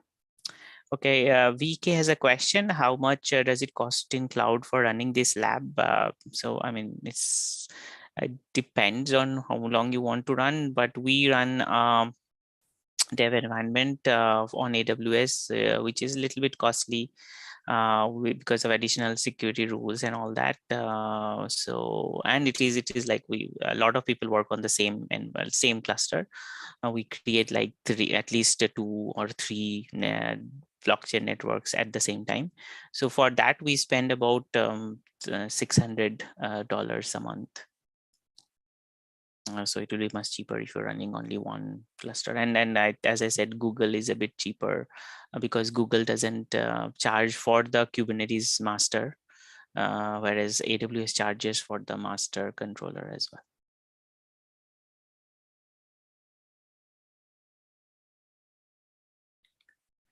Yeah, thanks, Michael. Yeah, it will work on the, as you said, it should be working on the Vault on the cloud, and you can also automate the infrastructure as well. Yeah, I mean, we do have an infrastructure code internally within Accenture, which creates the cluster as well as the Vault as an internal hosted internal machine HVM, and with Bastion hosts to connect to the Vault. So that is already there, but it is pretty. Everyone has their own ways to do infrastructure, so that is why it is kind of not open source. Because it is not like super secure way and all as well. So it is a way to easily do it, but we generally do between a lot of different things for clients. So noteworthy distinction between Indy and Fabric. I mean, deployment. Yeah, I mean, there are many, but the main one being that Indy, you will need a IP address. So the ambassador part, when you are doing for proper deployment for clients or public, as I said, when you are using ambassador and all, or HA proxy, Indy uses ambassador, but you will need a static IP address for that, because Indy uses IP address. If you're using locally, if you're running locally on your local, on the Minikube or even within, if it is only within one cluster, then it is fine. You'll mostly use the node port service of Indy, and then when you access it, it will mostly be using port forwarding. So that's fine, but in that way it will be simpler, and it will not take this long as well, because Indy doesn't have a CA server and all that.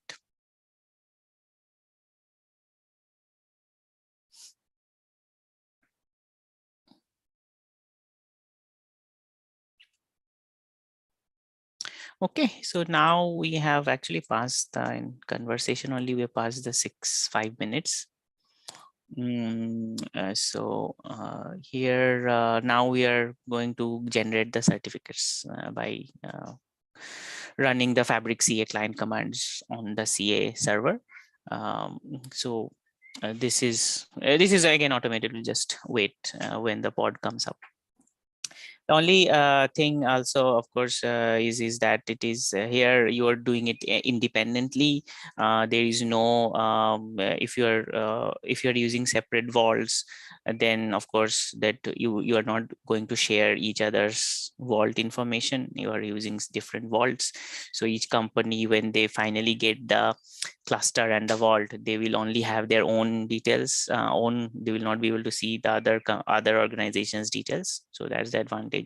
And all the, I mean, if you see, yeah, see now the CA tools is coming up. Yeah.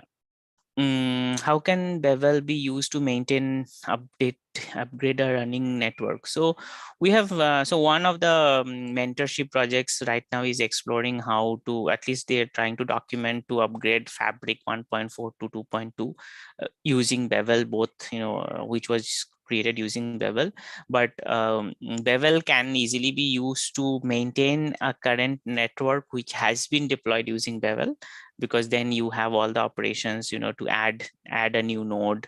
Fabric, you have delete a new node also. You can add new orderer, you can add peers, you can add a peer CLI. And I think there are some things in the backlog as well about refreshing the certificates and all that. So that is how you can use Bevel to maintain a running network.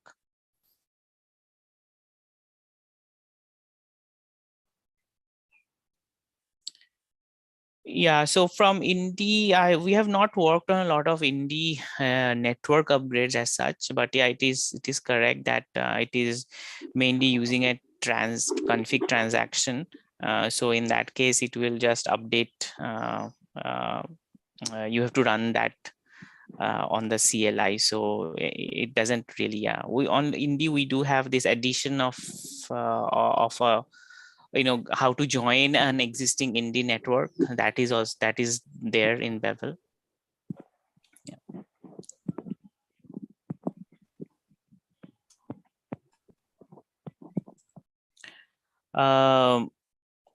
Jose has a question. Can we have multiple chain code per organization? I mean, yes, you can have multiple chain codes per organization, but in the current format of Bevel, it is after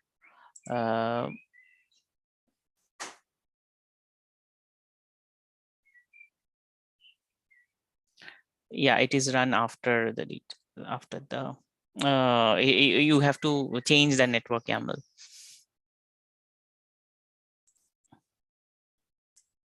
Because in the current format, it doesn't support in the same.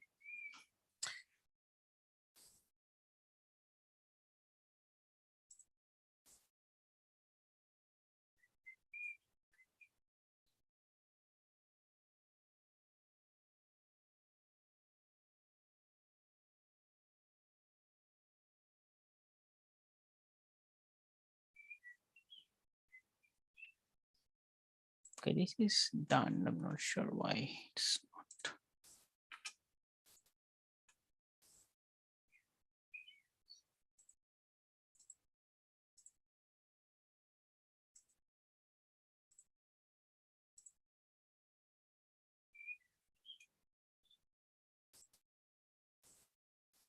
Yeah, so if you see now, the certificates for the orderers, the MSP and the TLS ones have been created via the tool, and then the users, the admin user has also been created.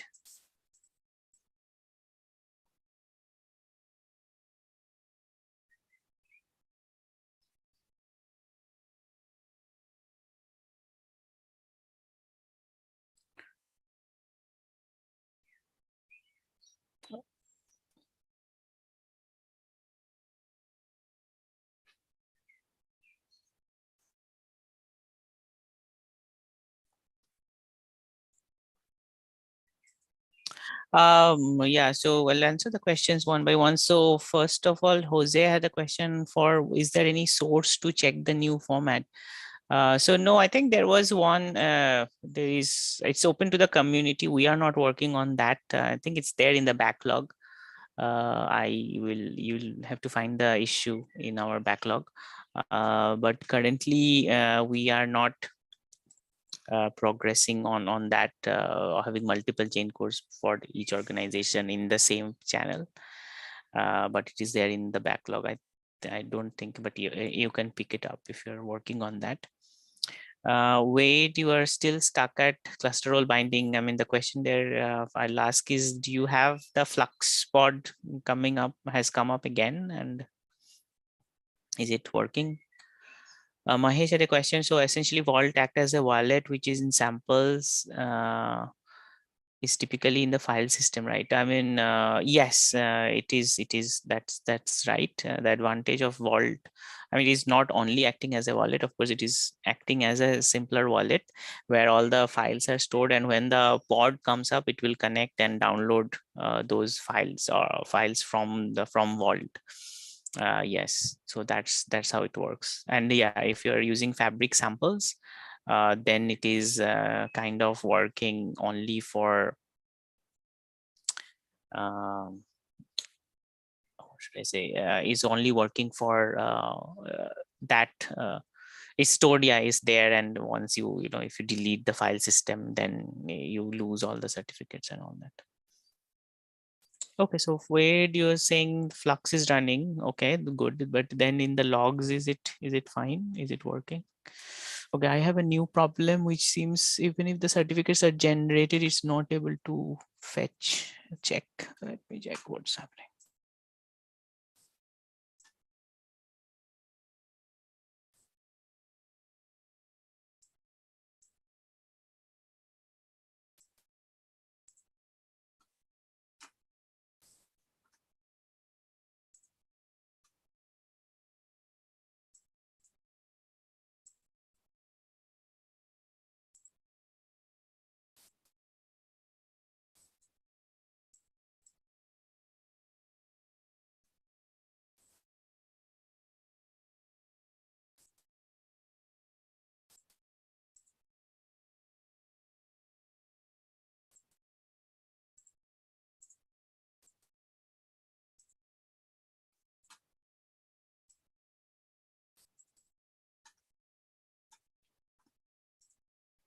Yeah, so I mean, I don't know, I cannot help without seeing the actual thing, but maybe you check when what are the logs saying in Flux.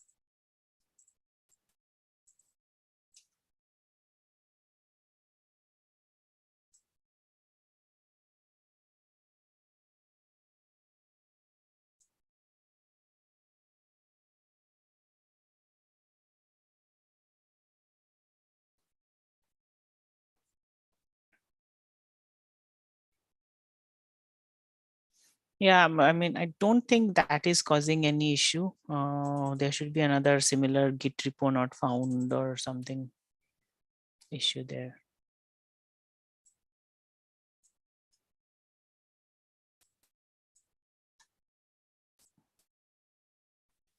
Okay, I'll have to check why this is not.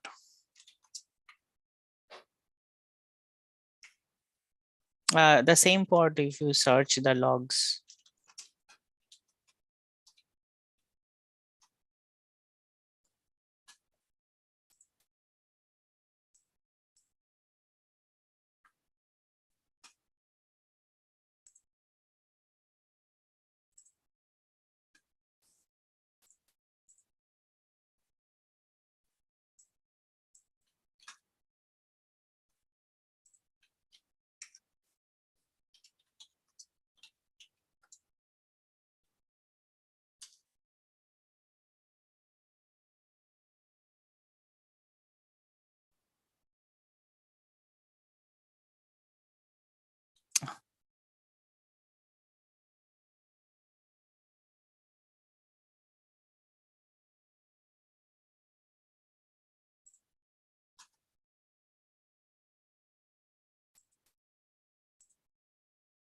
So on the same pod, you went.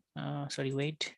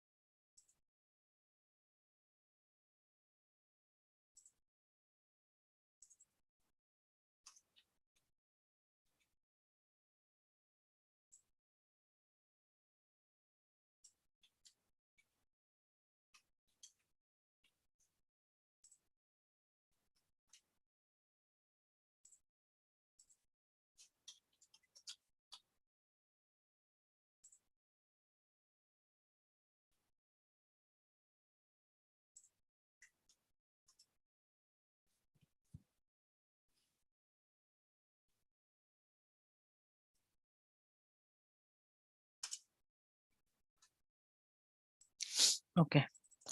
So I found the problem. So I had another firewall blocking access to Vault. So that's why it was stuck at checking that. So yeah.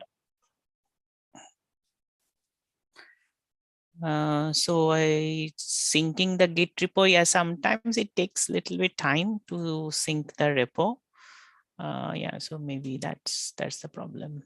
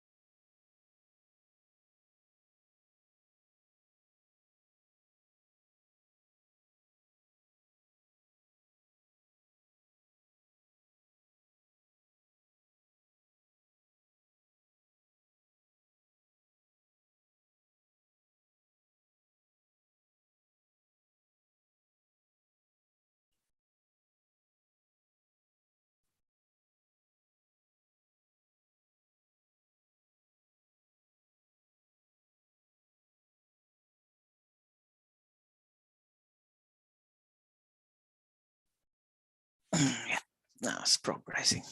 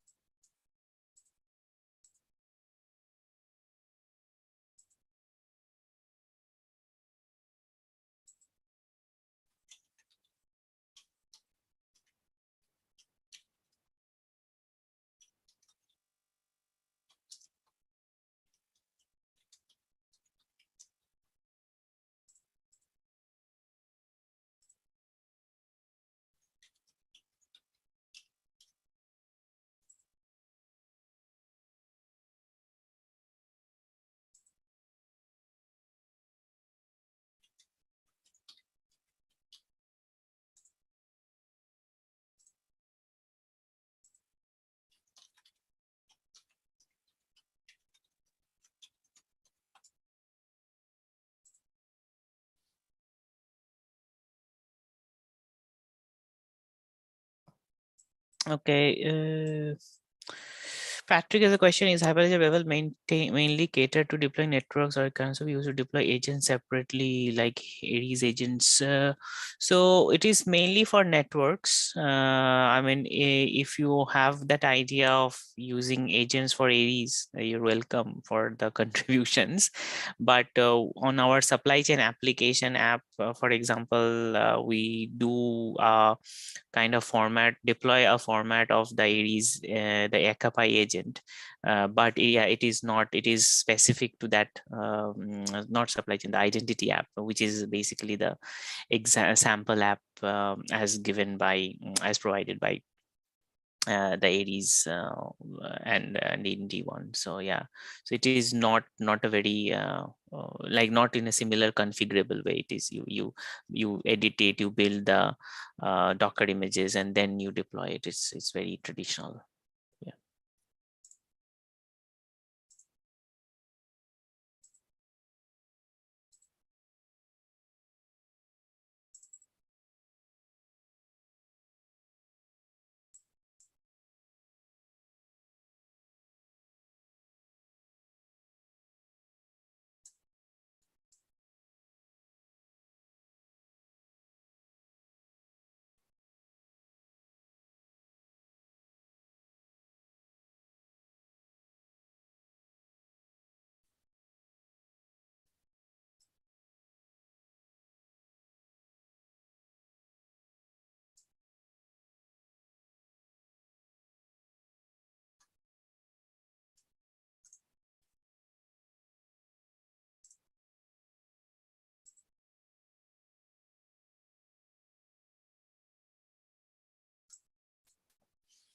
Okay. So yeah, so looks like now the pods are coming up.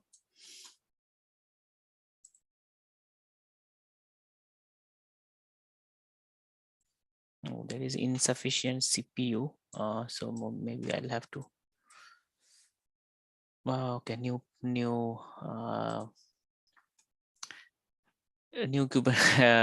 Kubernetes node is coming up. So let's see.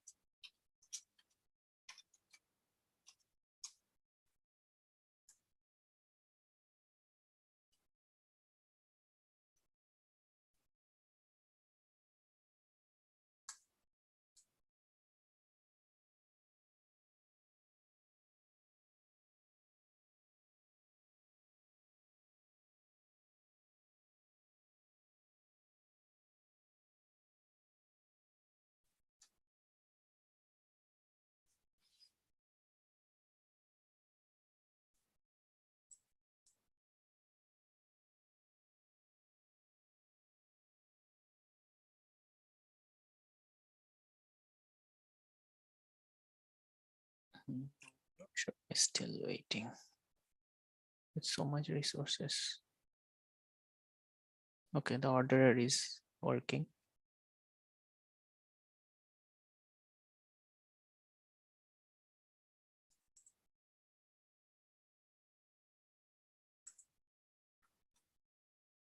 Yeah. So both are running now.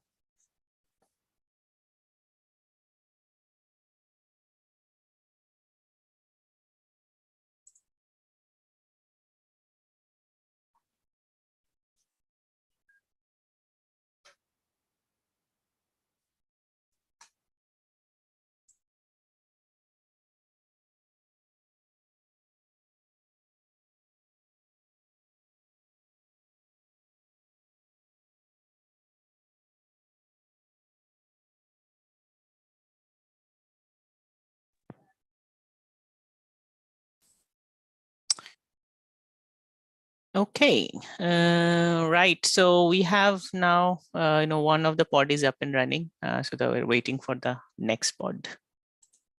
No, sorry, the next peer.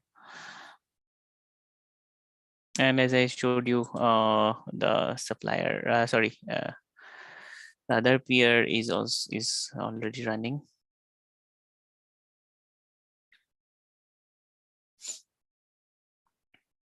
Yeah, and the new pod is coming up.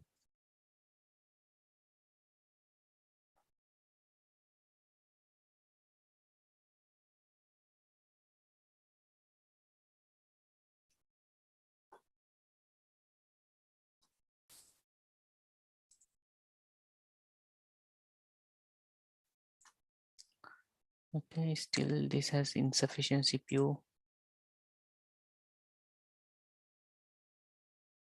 Okay, I think my GK cluster was created with very less amount of resources, and hence this is the problem.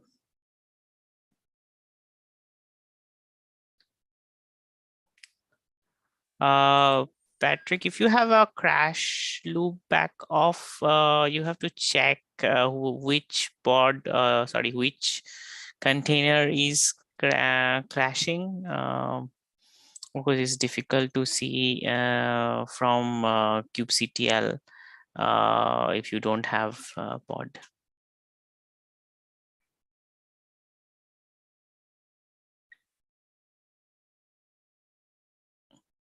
Right here, I think the issue is that you have some, if you have used HTTPS, have you provided the CA cert? I think there is an option of providing CA certs for the vault, because otherwise your Kubernetes will not be able to connect to vault without the public key, because it is HTTPS.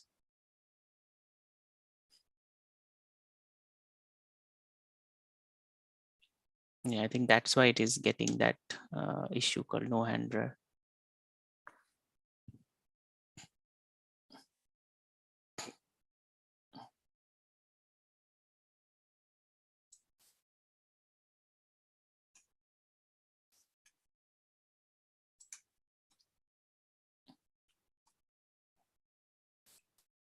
Yeah, so this pod is,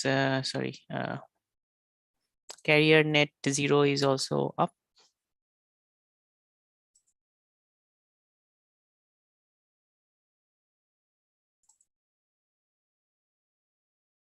And now we are creating the channel.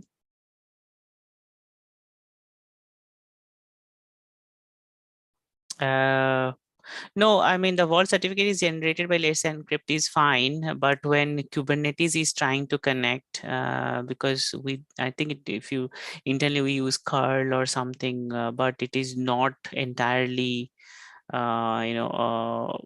completely unauthenticated, because if it is HTTPS, it will need the public key of the certificate, or basically the certificate, to connect to your HTTPS route. I think that is a problem from what I can see. I mean, without analyzing in detail, because all this while I have used HTTP on the vault.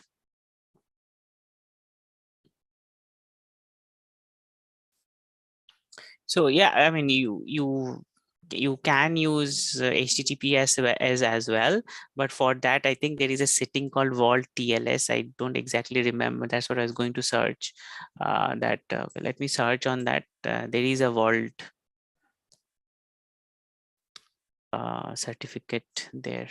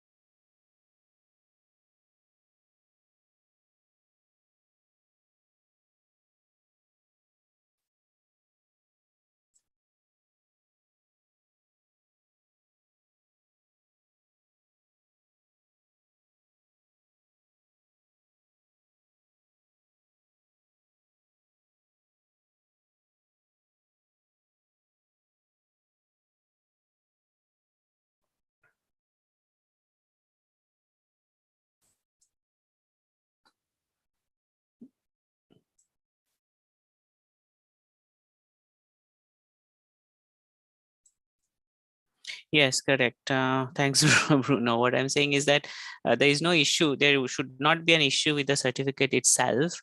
But what is happening internally is when we create, I'll show you. So when we create this access, okay, so this is the access by which Kubernetes is authenticating with Vault and vice versa. Okay, so this access, if Kubernetes has to connect to you are giving the path, right? HTTPS, what is it? HTTPS vault.interop, right? That path to Kubernetes. Now, when Kubernetes is trying to say do a curl or do a a post message, then if it is HTTPS, it will fail because the certificate is not in Kubernetes's certificate store, the public key. It has to accept, but because it is command line, it will not, there is no one who is going to accept that certificate. So that's when the authentication will fail. And I think that is why it is showing that error.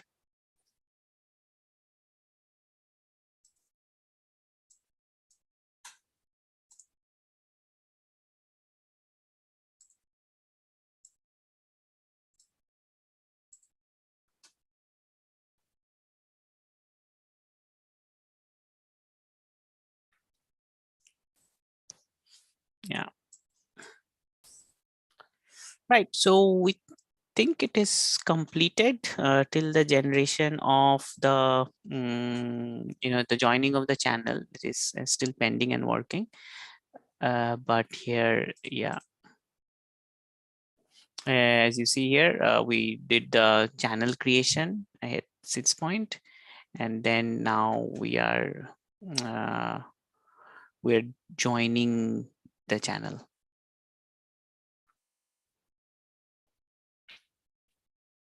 And once that, I mean, that was, I was running the deploy network. Then that is what this ends here. But of course, if you're running site.yaml, it will also deploy the chain code, which we haven't done, I mean, yet.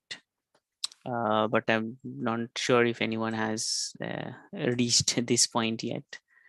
But as you see on my my here, I've successfully completed this deploy network. So this is another way you can run. So after your initial setup, which is that when you run using platform shared configuration site.yaml, if it fails, as you saw, for many of us it failed for the first time.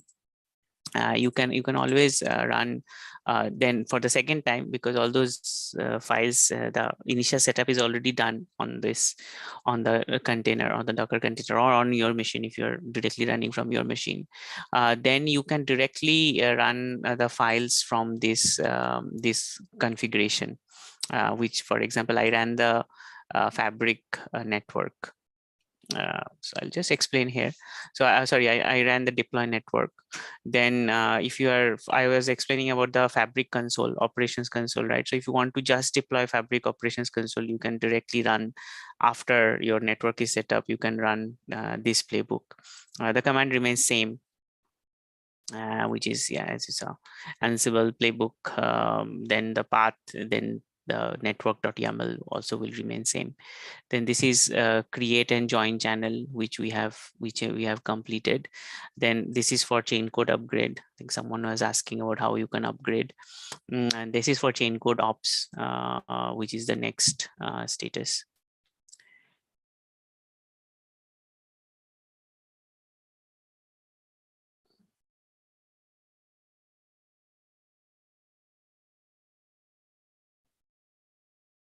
Yeah. And then if you have these adding a new channel, adding a new orderer organization, adding a new peer organization, add a new orderer to an existing organization, or add a new peer to an existing organization. So these are all the different so these are the operations that you can do to maintain your Fabric network. Let's explain. So here, what with the URL provided, we do not provide non-HTTPS connections. So if I understand well, from within Kubernetes, the vault URL should be this one, right? Okay. So if that is the case, then the error root entry not found, in that case, maybe it is not able to resolve your address. So from so you cannot use different vault URLs from within the network and outside the network. So whatever vault URL has you have specified in your network YAML, that will be used even by internally by Kubernetes, because Kubernetes doesn't know in itself that it has to connect to vault.vault.svc.local. So that it doesn't know. If you want to use that URL, then you have to specify the same URL in network YAML as well in this place. That is what I think there was a discussion on Gate on Discord as well. Same. I think I gave the same instance earlier, that they were not able to see the certificates getting created, or the jobs are not running, and there's this error, that error on Vault. But that is mainly because you have to use the same URL from within the Kubernetes, within the Ansible controller, which is in this case my Docker instance, Docker container, and as well as from the Kubernetes URL. They should be reachable from both. Now, if you want to use internally Vault Service Cluster Local, then use Vault Service Cluster Local here, and then map in your Ansible controller that to the IP address in your etc hosts file.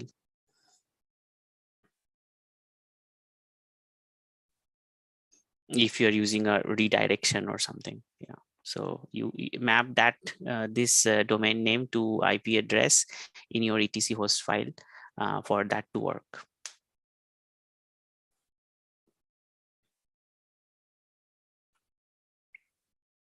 Okay.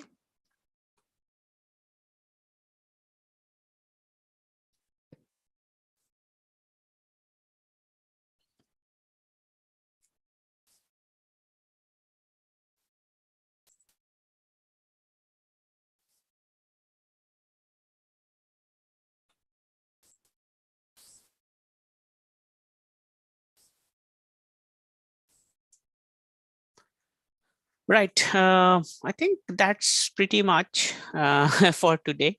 I hope it explained, I've explained enough on how to deploy using Bevel and what are the prerequisites and what not.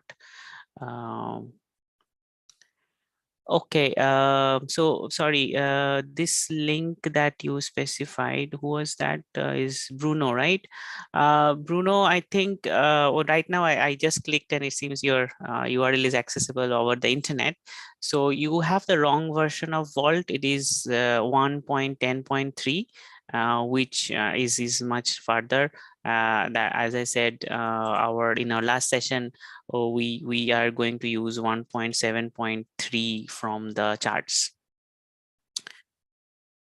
Yeah, so maybe that's the problem, because the API will be different for 1.10.3. So if you see mine, it is 1.173. And I was telling this guy as well. I think Jorel, someone asked about the version. So the maximum we have supported, tested right now is 1.7.4. Yeah, I think there has been a major upgrade between 1.7.7 to 1.10, and that is why we have a lot of issues. There was similar issue in the Discord channel as well.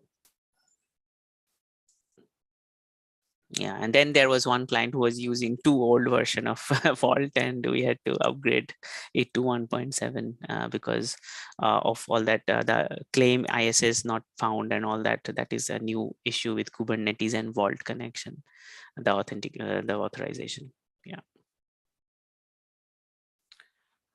So job, supply chain job, yeah, in that one as I was trying to explain, if you can check in the background,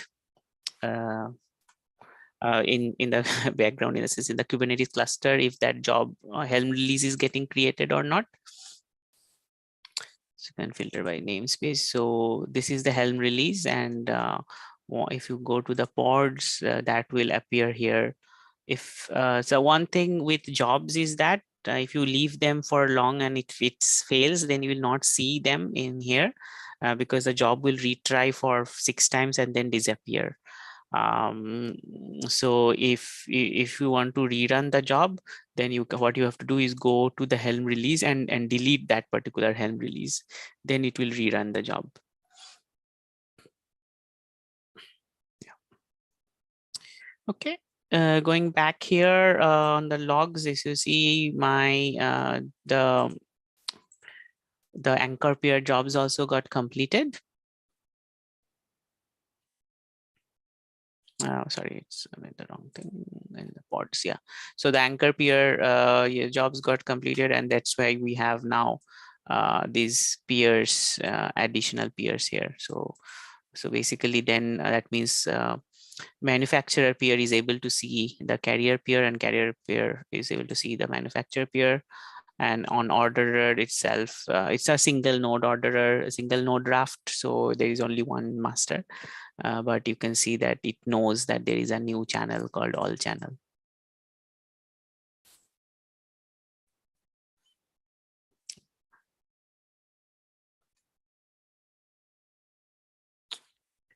Right. I think, and also, yeah, the CLI is also working. So you can log in. So I've enabled CLI only for manufacturer. That's why there is no CLI for carrier. This you can control again.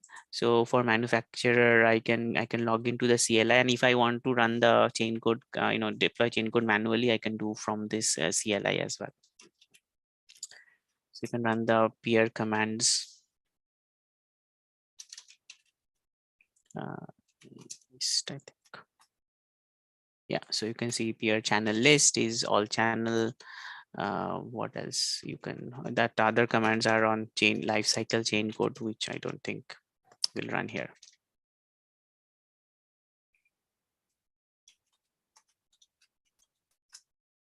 Yeah, because we have not installed any lifecycle based chain code. Yeah, so this tool is Lens, Kubernetes Lens or Kubernetes Lens.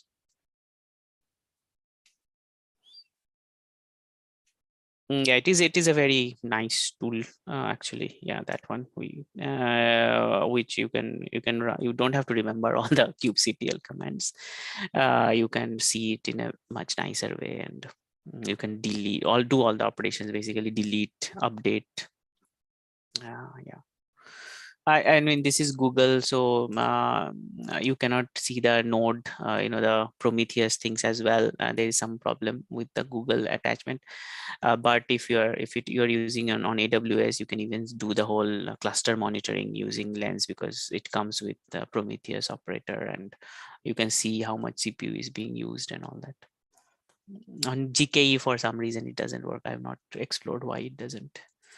But you can see it in, I mean, it works nicer when you show Kubernetes to someone who's not technical person, basically. Then they like to see these things. Yeah, thanks, Patrick. We'll take that for the next session. But as I said, it's much easier when you do a in-person one, because these things you can just go and do, and there will be other people as well, not only me talking.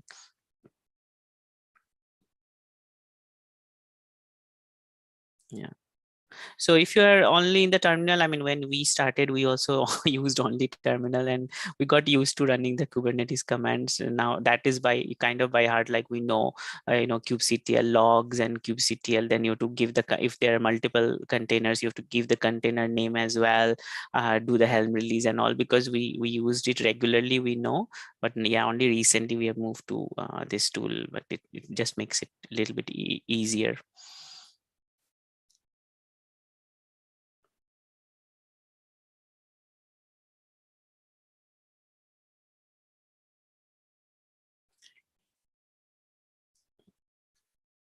Yeah. Okay. Thanks everyone. And as you you have the code now because you have all cloned, the issues board is there.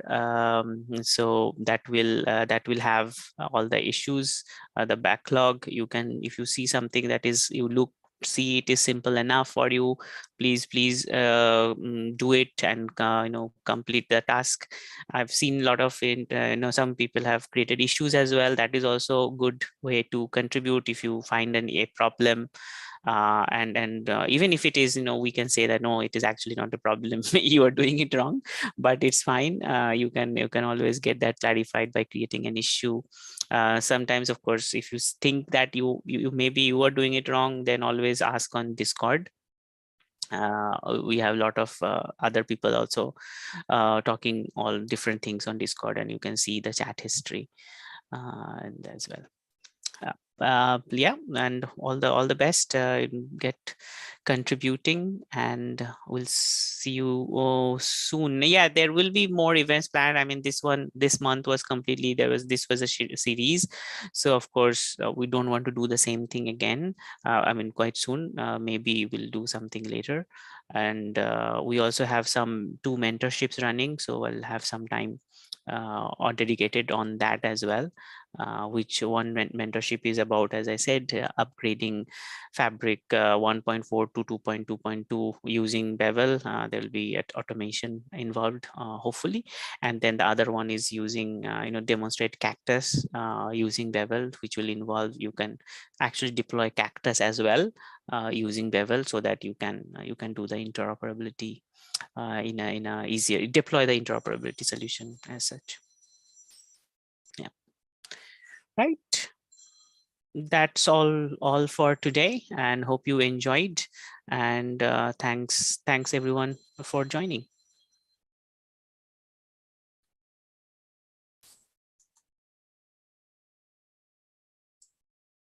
Thank you.